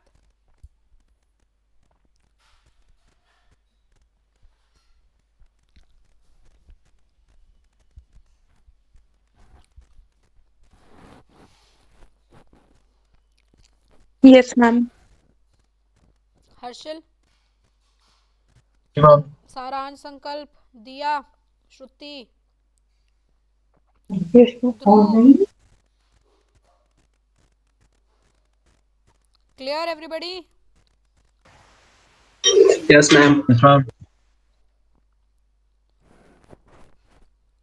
चलें आगे, नोट कर लिया।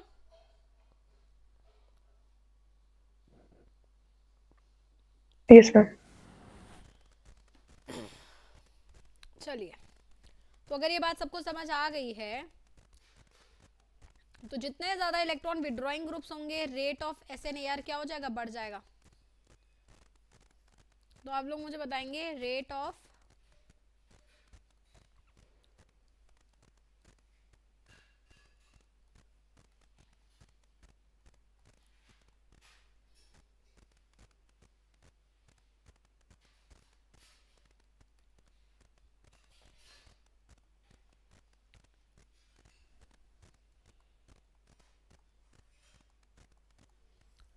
बताइए, rate of reaction with NaOH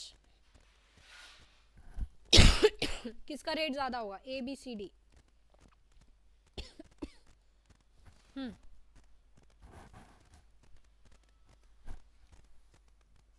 ma'am D का सबसे ज्यादा। फिर मैम फिर सी का। DCB है। बिल्कुल मैम DCAB। हाँ। ABBA मैम डीसीए भी। मैम ए भी होगा। ए बी है बी ए? मैम बी पे तो वो जीरो हो जाएगा ना माइनस एम का मेटा पे। Minus I ma'am zero. B minus M. Ma'am B पे तो उसका ma'am M plus effect M. Act नहीं करेगा ना। Yes ma'am. यहाँ लगा प्लस एम, यहाँ लगा माइनस आई, यहाँ लगा माइनस आई, यहाँ लगा माइनस एम, यहाँ लगा माइनस एम, यहाँ लगा माइनस एम, तो ऑब्वियसली सबसे ज्यादा तो डी हुआ। डी के बाद कौन हुआ? सी हुआ, क्योंकि माइनस एम लग रहा है और माइनस आई लग रहा है, बट माइनस एम डोमिनेट करता है ऑब्वियसली। हाँ माइनस आई और यहाँ प्लस एम है और यहाँ पे कुछ भी नहीं है, बट प्लस एम डोमिनेट करेगा ओवर माइनस आई, हाँ या ना? तो इसलिए ए का रिएक्शन रेट ज्यादा होगा या बी का? ए का। समझ आई बात सबको, हाँ या ना? यस। क्लियर? अब वही चीज एक दूसरे अंदाज में, rate of reaction with NaOH। अगर ये बताया सही तो मानना कि आपको समझ आया है, नहीं तो कुछ समझ नहीं आया।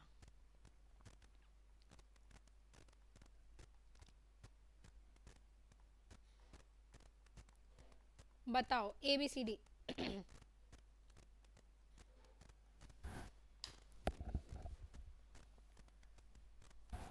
सही बताना, सोच समझ के बताना।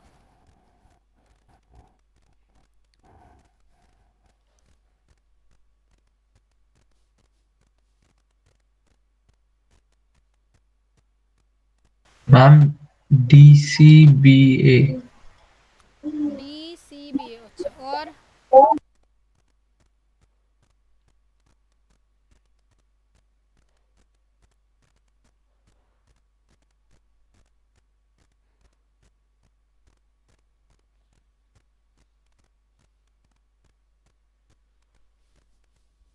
जिस मैम DCBA।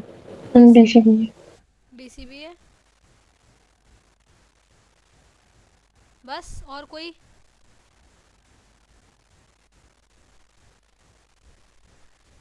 बेटा आंसर है ABCD। अब ऐसा क्यों हुआ? आप लोगों ने क्या देखा DCBA बोलने के लिए? लिविंग ग्रुप, हाँ या ना? या कुछ और देखा? नहीं जिस मैम लिविंग ग्रुप देखा। अब आप मैकेनिज्म देखिए बेटा, लिविंग ग्रुप का निकलना क्या slowest step of the reaction में हो रहा है? नो। No ma'am. तो फिर भाई यहाँ तो चाहे बुरा हो चाहे अच्छा हो फ्लोरीन, उसको निकलना तो पड़ेगा ही पड़ेगा, क्योंकि एरोमेटिसिटी रीगेन होनी है। तो लीविंग ग्रुप का अच्छा या बुरा रेट को तो अफेक्ट करेगा ही नहीं, वो तो फास्ट स्टेप में हो रहा है। रेट को अफेक्ट क्या करेगा? रेट को अफेक्ट करेगा OH माइनस का अटैक, और OH माइनस का अटैक तब होगा जब यहाँ पे डेल पॉजिटिव चार्ज ज्यादा होगा, हाँ या ना? Yes ma'am. तो अगर मैंने यहाँ पे फ्लोरीन लिया तो डेल पॉजिटिव बहुत ज्यादा है, थोड़ा सा कम और कम और बहुत कम, तो न्यूक्लियोफाइल या OH माइनस सबसे तेजी से कहाँ अटैक करेगा? यहाँ पे। Yes ma'am. तो आंसर क्या हो जाएगा ABCD? Here leaving group is not departing in the slowest step.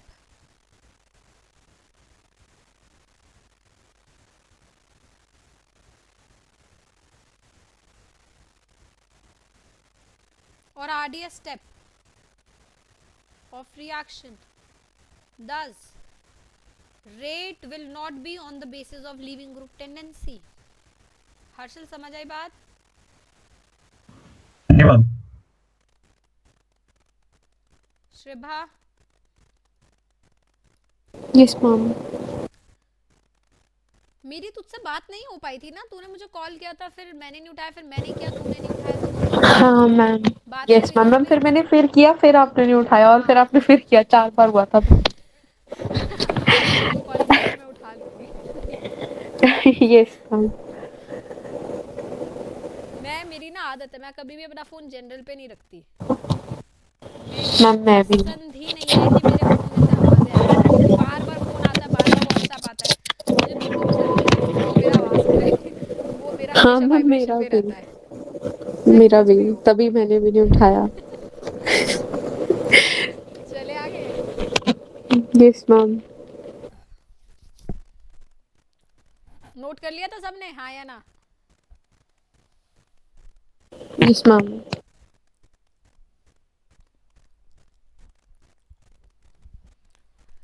चलिए, मेरे ख्याल से आज का ये चौथा रिएक्शन है जो हमने करा है इसके अंदर, under the benzene reaction C1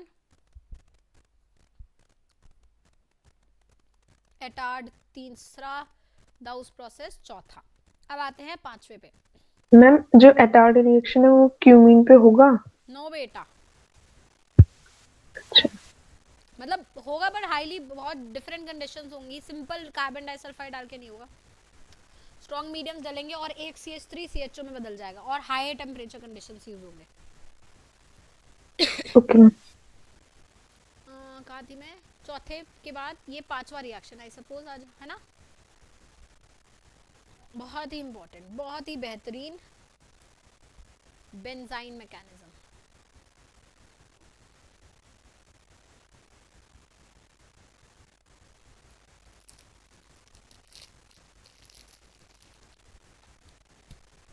बताइए, अगर आपके पास है एनालीन, सॉरी आपके पास है क्लोरोबेंजीन, आपने ट्रीट करा इसे NaNH2 लिक्विड अमोनिया, ये आज का लास्ट रिएक्शन है। इसके बाद मैंने जितना पढ़ा है मैं उसे कंपाइल करूंगी, ठीक है? NaNH2 लिक्विड अमोनिया, क्या आप लोग जानते हैं NaNH2 is a very strong base? Ma'am 100% भी होता मैम। बहुत ही अच्छा बेस है। तो यहाँ पे क्या होता है, इस रिएक्शन में एनालीन का फॉर्मेशन होता है। तो क्लोरोबेंजीन से एनालीन, आप लोग एनालीन से क्लोरोबेंजीन तो बना ही सकते हैं ना, डाइजोनियम सॉल्ट डाल के, फिर गैटरमैन या सैंडमेयर करा के, है ना? यहाँ उल्टा कर रहे हैं हम यहाँ क्लोरोबेंजीन से एनालीन बना रहे हैं, ठीक है?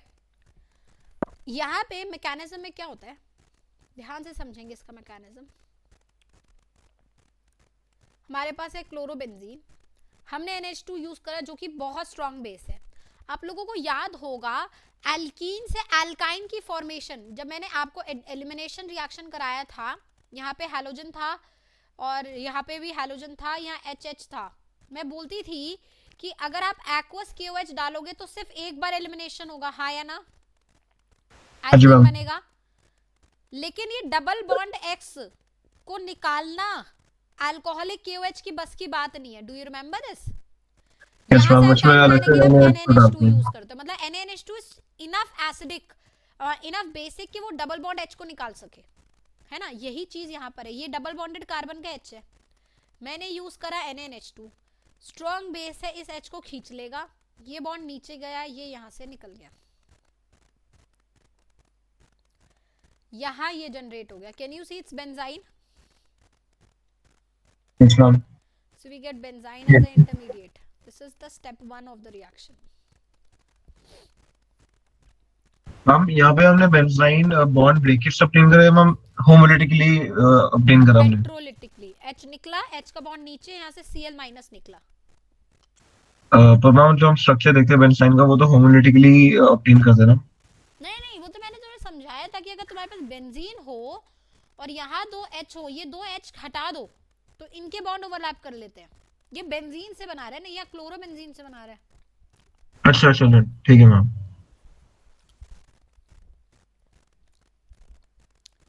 ठीक है, बेंजाइन बन गया। अब बेंजाइन के ऊपर क्योंकि और कोई तरीका नहीं है तो NH2 माइनस, NaNH2 से जो NH2 मिलेगा वो अब न्यूक्लियोफाइल के जैसे काम करके यहाँ अटैक करेगा, यहाँ ऐड होना चाहेगा बेसिकली। तो NH2- इस डबल बॉन्ड पे ऐड होगा, ये पाई बॉन्ड यहाँ से ब्रेक होगा। आप समझ पा रहे हैं ऐसा क्यों हो रहा है? क्योंकि बेंजाइन एक्सट्रीमली अनस्टेबल है, आप बेंजाइन पे रिएक्शन को रोक नहीं सकते, उसको आगे तो जाना ही जाना है कैसे भी करके। और कोई लिविंग ग्रुप प्रेजेंट नहीं है कि एलिमिनेशन दोबारा हो सके, दोबारा एलिमिनेशन हो नहीं सकती। तो चाहे कुछ भी प्रेजेंट है NH2- को ट्रिपल बॉन्ड पे ऐड ही होना पड़ेगा। तो NH2- जब ट्रिपल बॉन्ड पे ऐड होगा तो क्या होगा, यहाँ NH2 लगा, यहाँ नेगेटिव चार्ज आया और लिक्विड अमोनिया प्रेजेंट है। लिक्विड अमोनिया एक सॉल्वेंट के जैसे काम करेगा, अपना प्रोटॉन दे देगा and you will get aniline. हाँ या ना? Yes, ma'am. जी मैम।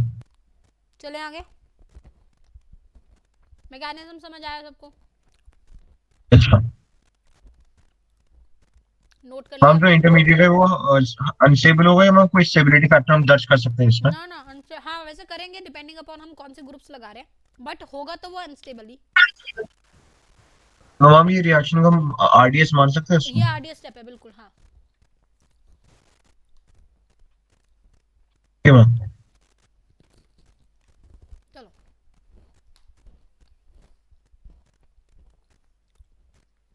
अब मैंने क्या किया,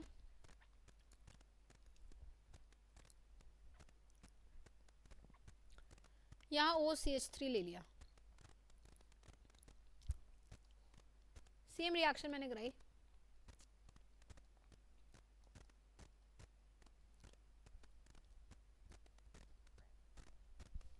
सबसे पहले मुझे बताइए H कौन सा एसिडिक है? ये HA एसिडिक है या HB एसिडिक है?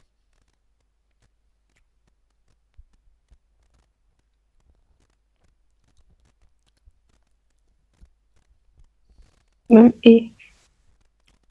और कोई?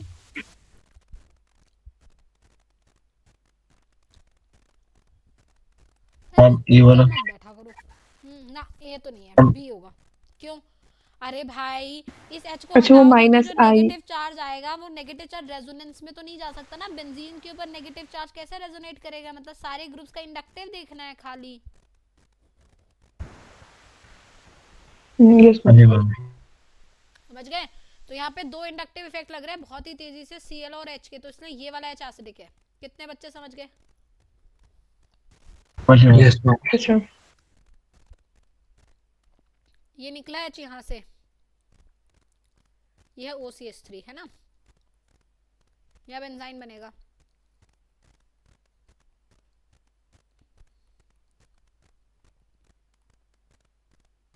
ये बन गया बेंजाइन, हाँ या ना?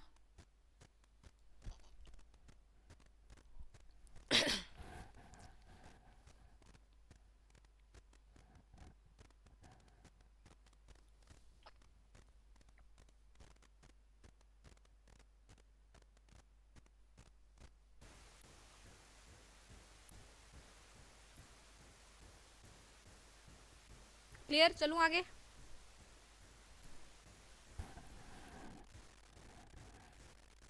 अब देखो नेक्स्ट स्टेप में क्या होगा।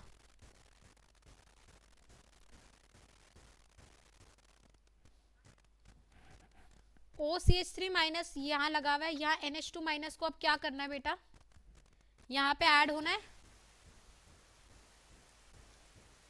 अब ये दो जगह ऐड हो सकती है, या तो यहाँ पे, यहाँ ऐड होगा तो ये बॉन्ड यहाँ से यहाँ टूटेगा।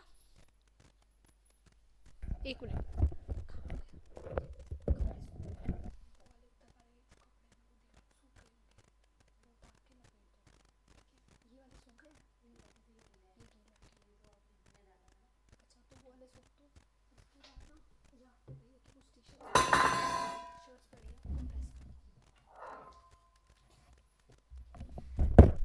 हाँ जी।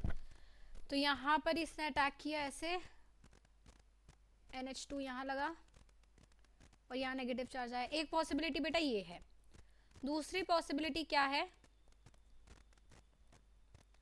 ध्यान से सुनना, NH2 माइनस यहाँ अटैक करे और बॉन्ड ऐसे टूटे।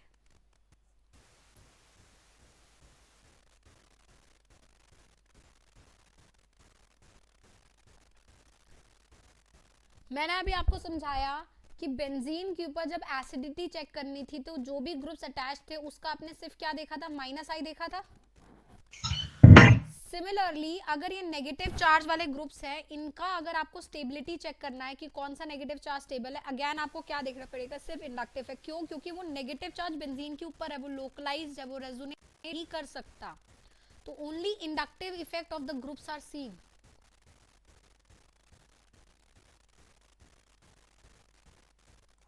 राइट? तो इन दोनों में से कौन ज्यादा स्टेबल होगा? OCH3 के दूर होना चाहिए नेगेटिव चार्ज या OCH3 के पास होना चाहिए नेगेटिव चार्ज?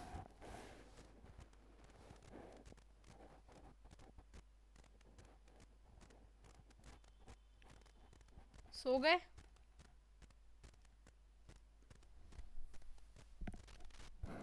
पास में पास होना चाहिए। पास होना चाहिए, क्यों? क्योंकि OCH3 का क्या है बेटा, माइनस आई -I। मैंने फोन तो किया। पास होना चाहिए, मतलब ये स्टेबल डी है, तो ये होगा, ये नहीं होगा। फिर यहाँ से लिक्विड अमोनिया लगा और H बन गया, मतलब this is the product that we got. Clear? हाँ या ना? Yes ma'am.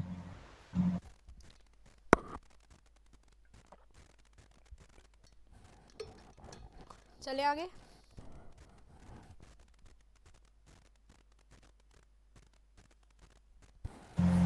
मैम हाँ जी, बेंजीन रिंग के ऊपर नेगेटिव डाला जा सकता है? किसके ऊपर? बेंजीन रिंग के ऊपर। अनस्टेबल होगा पर आ तो सकता ही है।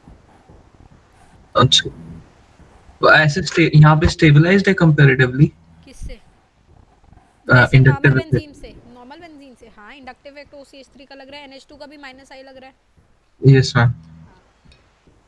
ओके।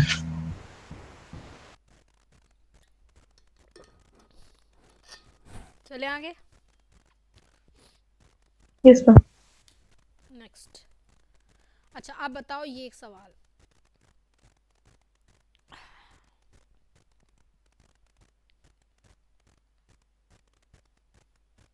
सॉरी यहाँ क्लोरीन है। What has to be the major product?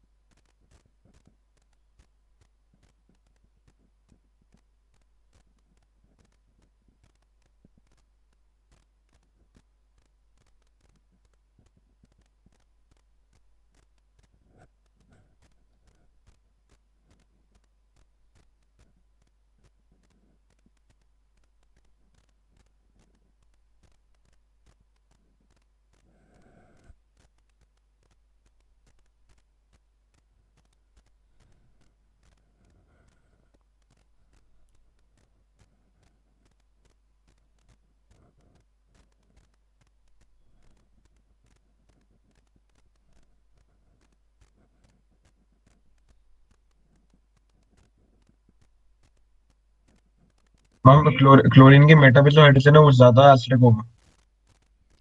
नहीं, क्यों? वो OCH3 के पास है तो नहीं अच्छा बेटा, माइनस ज्यादा नहीं होगा। नहीं, सुन तो सही भाई। H तो तुझे वो निकालना है जो OCH, ये Cl के लीविंग ग्रुप है ना, Cl के पास वाला हो। तो Cl के पास तो सिर्फ एक ही H है ना। यहाँ पे Cl के पास 2 H थे, बगल में 2 H थे, तो मैंने एसिडिटी चेक करी। Do you understand the point? हाँ मतलब एसिडिटी सेम होनी चाहिए उन दोनों में। नहीं भाई, लीविंग ग्रुप के बगल वाला H निकलेगा तभी तो एलिमिनेशन होगी। बीटा एलिमिनेशन कराते हो ना आप, तो H हमेशा लीविंग ग्रुप के बगल वाले कार्बन से निकलेगा। यहाँ पे बगल वाला कार्बन एक ही है, उस पे H है। यहाँ बगल वाले में H है नहीं। यहाँ पे 2 बगल वाले कार्बन थे, तो मैंने चेक करा कि कौन सा H ज्यादा एसिडिक है। Okay ma'am. ठीक है, तो H तो यहीं से निकलेगा, ऑप्शन तो कुछ है ही नहीं, बेंजाइन बनेगा। लेकिन अब चेक करना है कि जब ये बन गया तब NH2- अब किस पे अटैक करे। NH2- अगर इस पे अटैक करेगा यहाँ NH2- ने अटैक किया, नेगेटिव चार्ज यहाँ है OCH3 के पास। एक पॉसिबिलिटी ये है, दूसरी पॉसिबिलिटी ये है कि NH2 यहाँ अटैक करे, नेगेटिव यहाँ है OCH3। अब बताओ इन दोनों में से बताओ कौन स्टेबल होगा, पहला या दूसरा? पहला वाला। पहला वाला। ये स्टेबल होना है तो ये नहीं बनेगा। इसको आगे ले जाओ तो मेजर प्रोडक्ट आपका क्या हुआ, OCH3 के मेटा वाली पोजीशन पे NH2 लग गया है ना। अब ध्यान देने की बात यह बेटा, Cl जहां से निकला था उस पोजीशन पे NH2 नहीं लगा, उसके डिफरेंट पोजीशन पे NH2 लगा। इस रिएक्शन को बोला जाता है साइन सब्स्टिट्यूशन। कितने बच्चों को बात समझ आई? साइन सब्स्टिट्यूशन होता है जब न्यूक्लियोफाइल लीविंग ग्रुप वाली जगह पे ना लगकर किसी और जगह पे लगे। This is NEET 2016 question.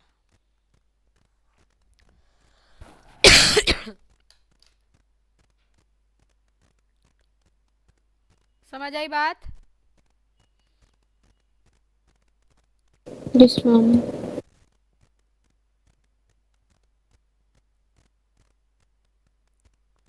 चले आगे। Yes, ma'am. मैम एक मिनट।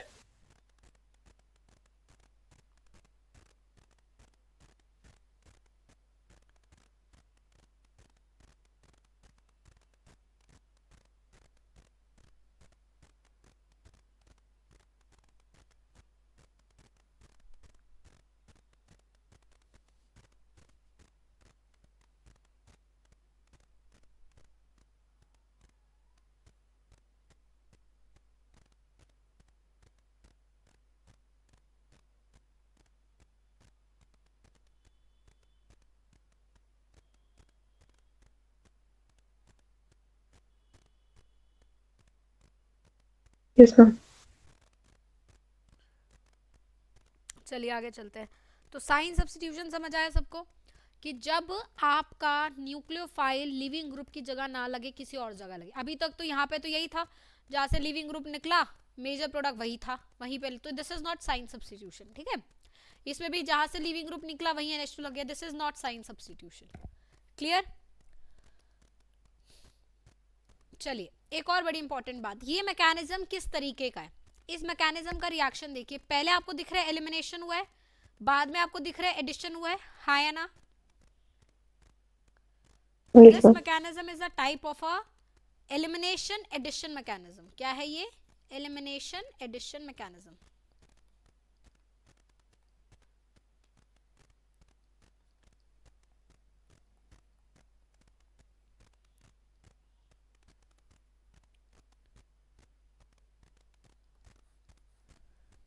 क्लियर बात?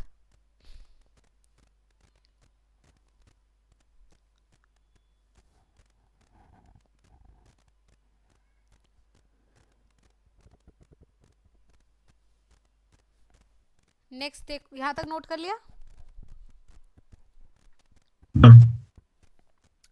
ये देखिए जरा SNAR का मैकेनिज्म देखिए। पहले आपको ऐसा नहीं लग रहा कि ये डबल बॉन्ड पे OH जाके ऐड हुआ है, दूसरी बात फिर Cl निकल रहा है, मतलब एलिमिनेशन हो रही है, हाँ या ना? हाँ जी मैम। तो ये एडिशन एलिमिनेशन है, this is a type of addition elimination. SNAR is a type of addition elimination reaction while benzene is a type of elimination addition reaction. Right? Benzene mechanism में जो भी ग्रुप लगा रहेगा आप उस ग्रुप का सिर्फ और सिर्फ क्या चेक करेंगे? इंडक्टिव इफेक्ट, और उस बेसिस पर डिसाइड करेंगे कि आपका NH2 ग्रुप फिर कौन सी पोजीशन पर ऐड होगा। ध्रुव बात क्लियर है बेटा?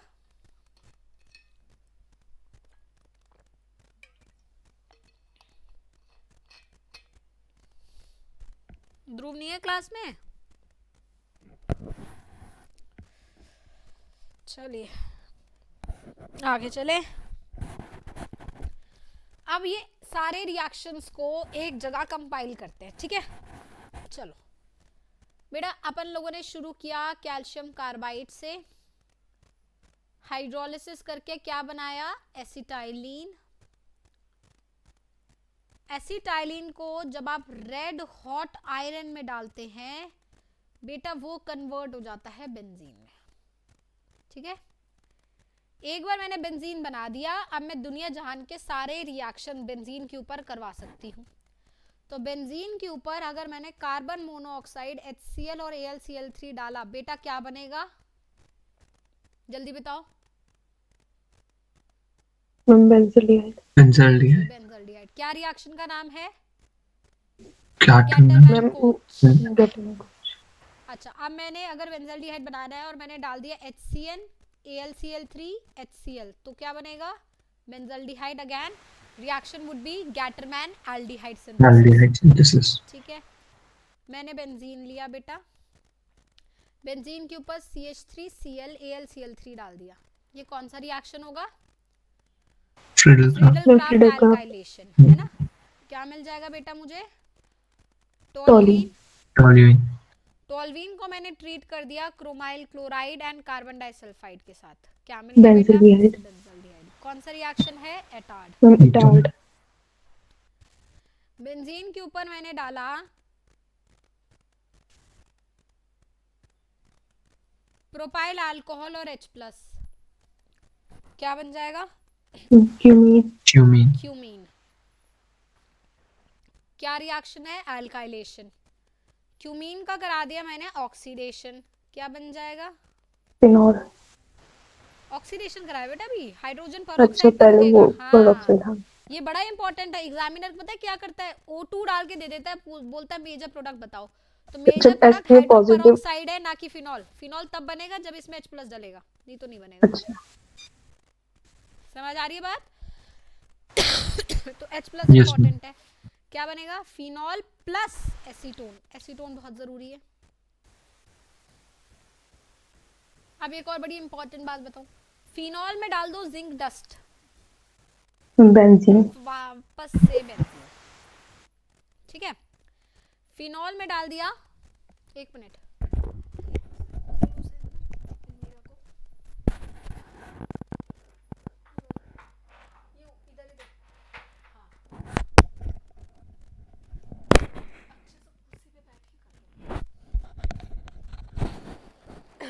हाँ, फिनॉल में भाई मैंने डाल दिया ब्रोमीन वाटर, क्या बनेगा? तीनों जगह लग जाएगा। तीनों जगह ट्राई ब्रोमोफिनॉल, राइट? शाबाश। ब्रोमीन में मैंने डाल दिया, सॉरी फिनॉल में मैंने डाल दिया bromine in carbon disulphide, major product क्या बनेगा? पैरा ऑर्थो पे। पैरा ब्रोमोफिनॉल, ऑर्थो वाला माइनर, है ना? शाबाश। अब क्या करते हैं, बेंजीन लेते हैं, बेंजीन में डालो नाइट्रिक एसिड कॉन्सेंट्रेटेड, क्या बनेगा? नाइट्रोबेंजीन। शाबाश। नाइट्रोबेंजीन का क्या करा दो? रिडक्शन टिन HCl, क्या बन गया? एनालीन। शाबाश।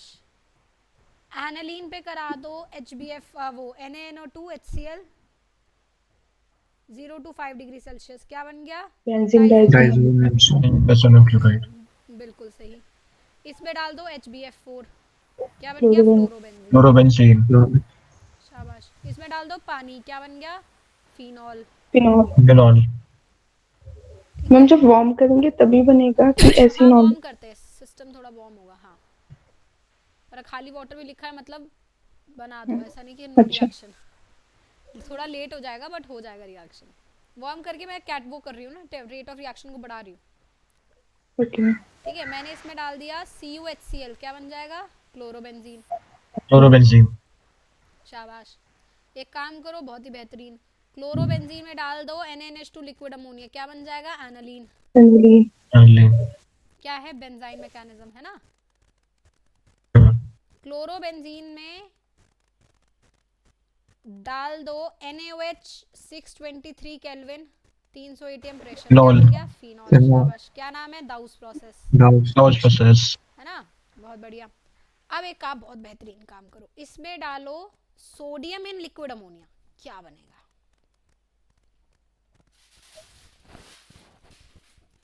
हम ये भी फिनॉल ही देते हैं। नहीं, sodium in liquid ammonia birch reduction है बालकों। हाँ, बर्च रिडक्शन, सॉरी। इसमें बहुत बच्चों को कंफ्यूजन है, sodium liquid ammonia NaNH2 liquid ammonia, बहुत बच्चे कंफ्यूज रहते हैं भाई, ध्यान रखना। NaNH2 लिक्विड अमोनिया क्या है? Benzyne mechanism, aniline. ठीक है, सोडियम एंड लिक्विड अमोनिया क्या है? बर्च रिडक्शन, जो कि क्या देगा? अपोजिट जगह लग जाएंगे। ठीक है।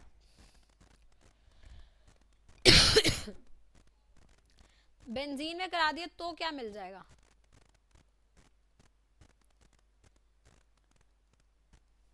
डाइन लाइक दिस, हाँ या ना? Yes ma'am. ठीक है, ध्यान देना जरा, इसमें बहुत ध्यान से, इसमें मैंने डाल दिया ये हीट कर दिया, क्या बनेगा? कौन पहचान पाएगा? हम डीसॉल्टर रिएक्शन है। डीसॉल्टर, शाबाश। ठीक है, ये अब ये पाई बॉन्ड जो है यहाँ अटैक करेगा, ये इधर और ये इधर, तो ये इसके साथ जाके ऐसे ऐसे, सॉरी, बस ये पहचानने की बात है। अगर आप ये ऐसे सीक्वेंस वाइज बना के प्रैक्टिस करते रहोगे ना, बस मज़े आ जाएगा आपको, पूरी ऑर्गेनिक बढ़िया से याद हो जाएगी। Will get this product, right?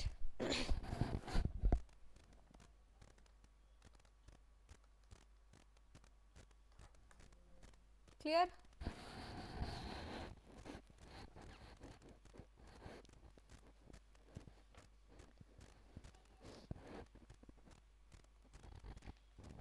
चलें आगे। Yes, ma'am. एक और बहुत अच्छा कराऊंगी।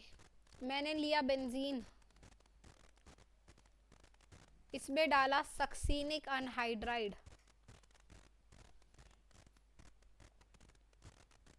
H+, क्या बन जाएगा? ए में डाला AlCl3 डालो, एनहाइड्राइड, चलो H+ डाल दिए, ठीक है। ए में डाला, फिर वाटर, या फिर ए में डाला पहले जिंक अमैलगम HCl,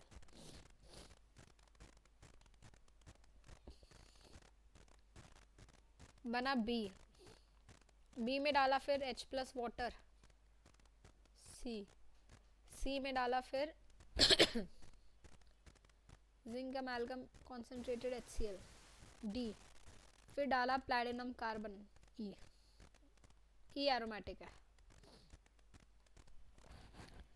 बेसिकली हम क्या करा रहे हैं,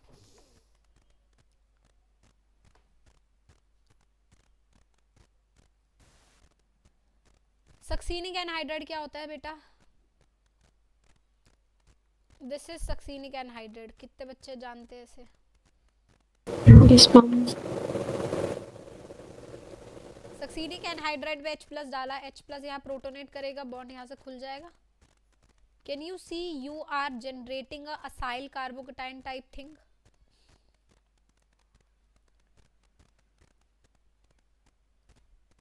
हाँ या ना? अब ये असाइल कार्बोकेटाइन बेंजीन पे अटैक करके क्या करा सकता है? फ्रीडल क्राफ्ट एसाइलेशन करा सकता है?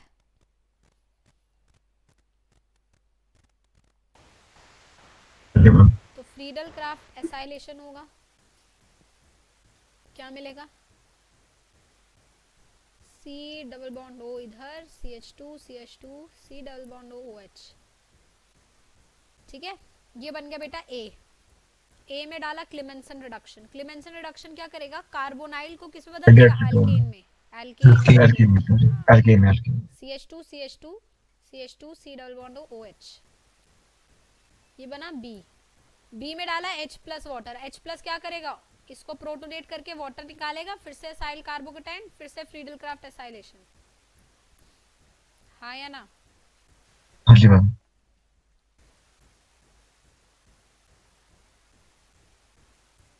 ये बना मेरा सी में डाला फिर से जिंक अमैलगम HCl, दूसरा वाला भी किस पे बदल जाएगा?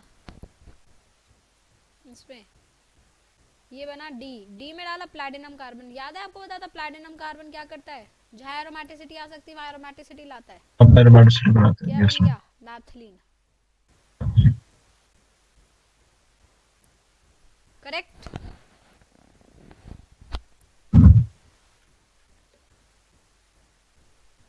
ठीक है, चलिए आज की क्लास को ही खत्म करते हैं। होप आप लोगों को सारे रिएक्शंस अभी तक जितना मैंने कराए हैं वो याद हो गए हैं। हुए नहीं हुए? भैया इस सैटरडे को टेस्ट है, वेट मत करना मेरे अनाउंसमेंट की, होगा टेस्ट। Yes, ma'am. ठीक है। अच्छा, हम लोगों ने अभी मतलब मुझे जहाँ तक याद आ रहा है, ये दिवाली के चक्कर में थोड़ा डाउट क्लियरेंस में बैकलॉग आ गया है। हाइड्रोकार्बन का किस किसने असाइनमेंट कर लिया है?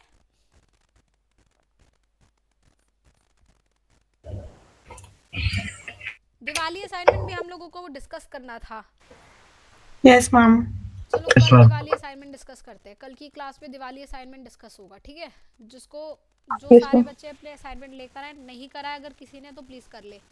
अच्छा, और हाइड्रोकार्बन का असाइनमेंट मॉड्यूल से किस किस ने कर लिया? मैम आधा। हाफ कर लिया, तो इसको कब तक कंप्लीट कर लेंगे? मैम फ्राइडे कौन तक। सा मॉड्यूल? वही जो स्टडी मटेरियल मिला हुआ है। मैम पर कौन सा? हाँ, मैम कौन सा स्टडी मटेरियल? अभी तो मैंने दिया है, तुझे मिला नहीं क्या अभी तक? नहीं मैम। क्या बात कर रही है? तू सेंटर नहीं आई मैम क्या अभी तक एक बार भी? मैम आई थी तो मैम, मैं तूने तो लिया 3 बार आई। नहीं, मॉड्यूल नहीं लिया? नहीं मैम, तू सो रही होती है क्या? मुझे तो पता ही नहीं था। अरे मैंने तो ग्रुप में भी मैसेज डाला था कि जिन बच्चों को मटेरियल चाहिए वो आके लेना। तुम्हारी क्लास के सारे बच्चे ले गए हैं। मैम मैं रह गई मैम से। अभी तो मैम मैं फिर उससे कर लूंगी, अभी मैं मतलब पीडीएफ भेज पीडीएफ दूंगी तुझे। डाउनलोड कर। हाँ, पीडीएफ भेज हाँ दूंगी, मैम। पीडीएफ से कर ले। मुझे भी भेज देना। हाँ, तुझे भेज दूंगी।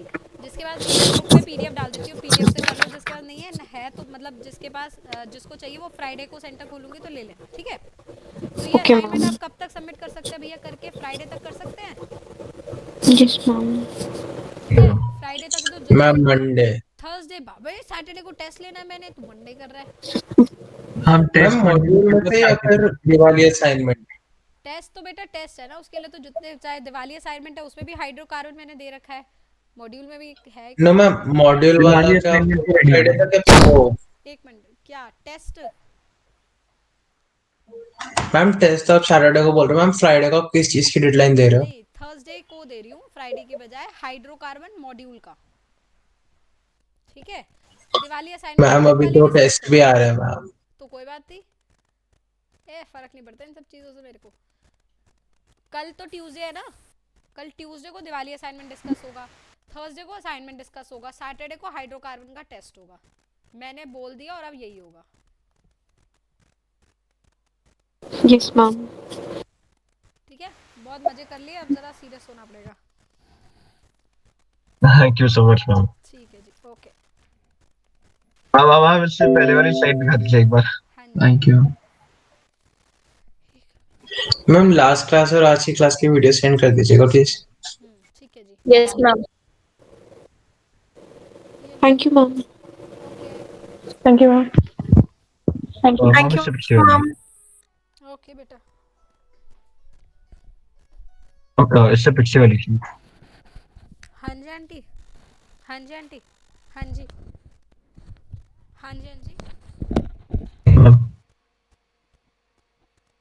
क्या देने?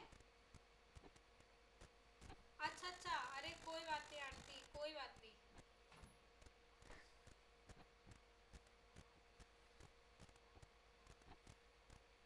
अच्छा अच्छा अच्छा अच्छा, ठीक है ठीक है।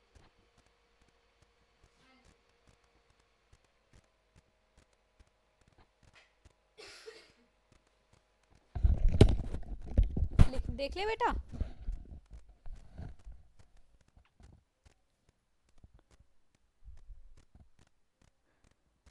युवराज हो गया?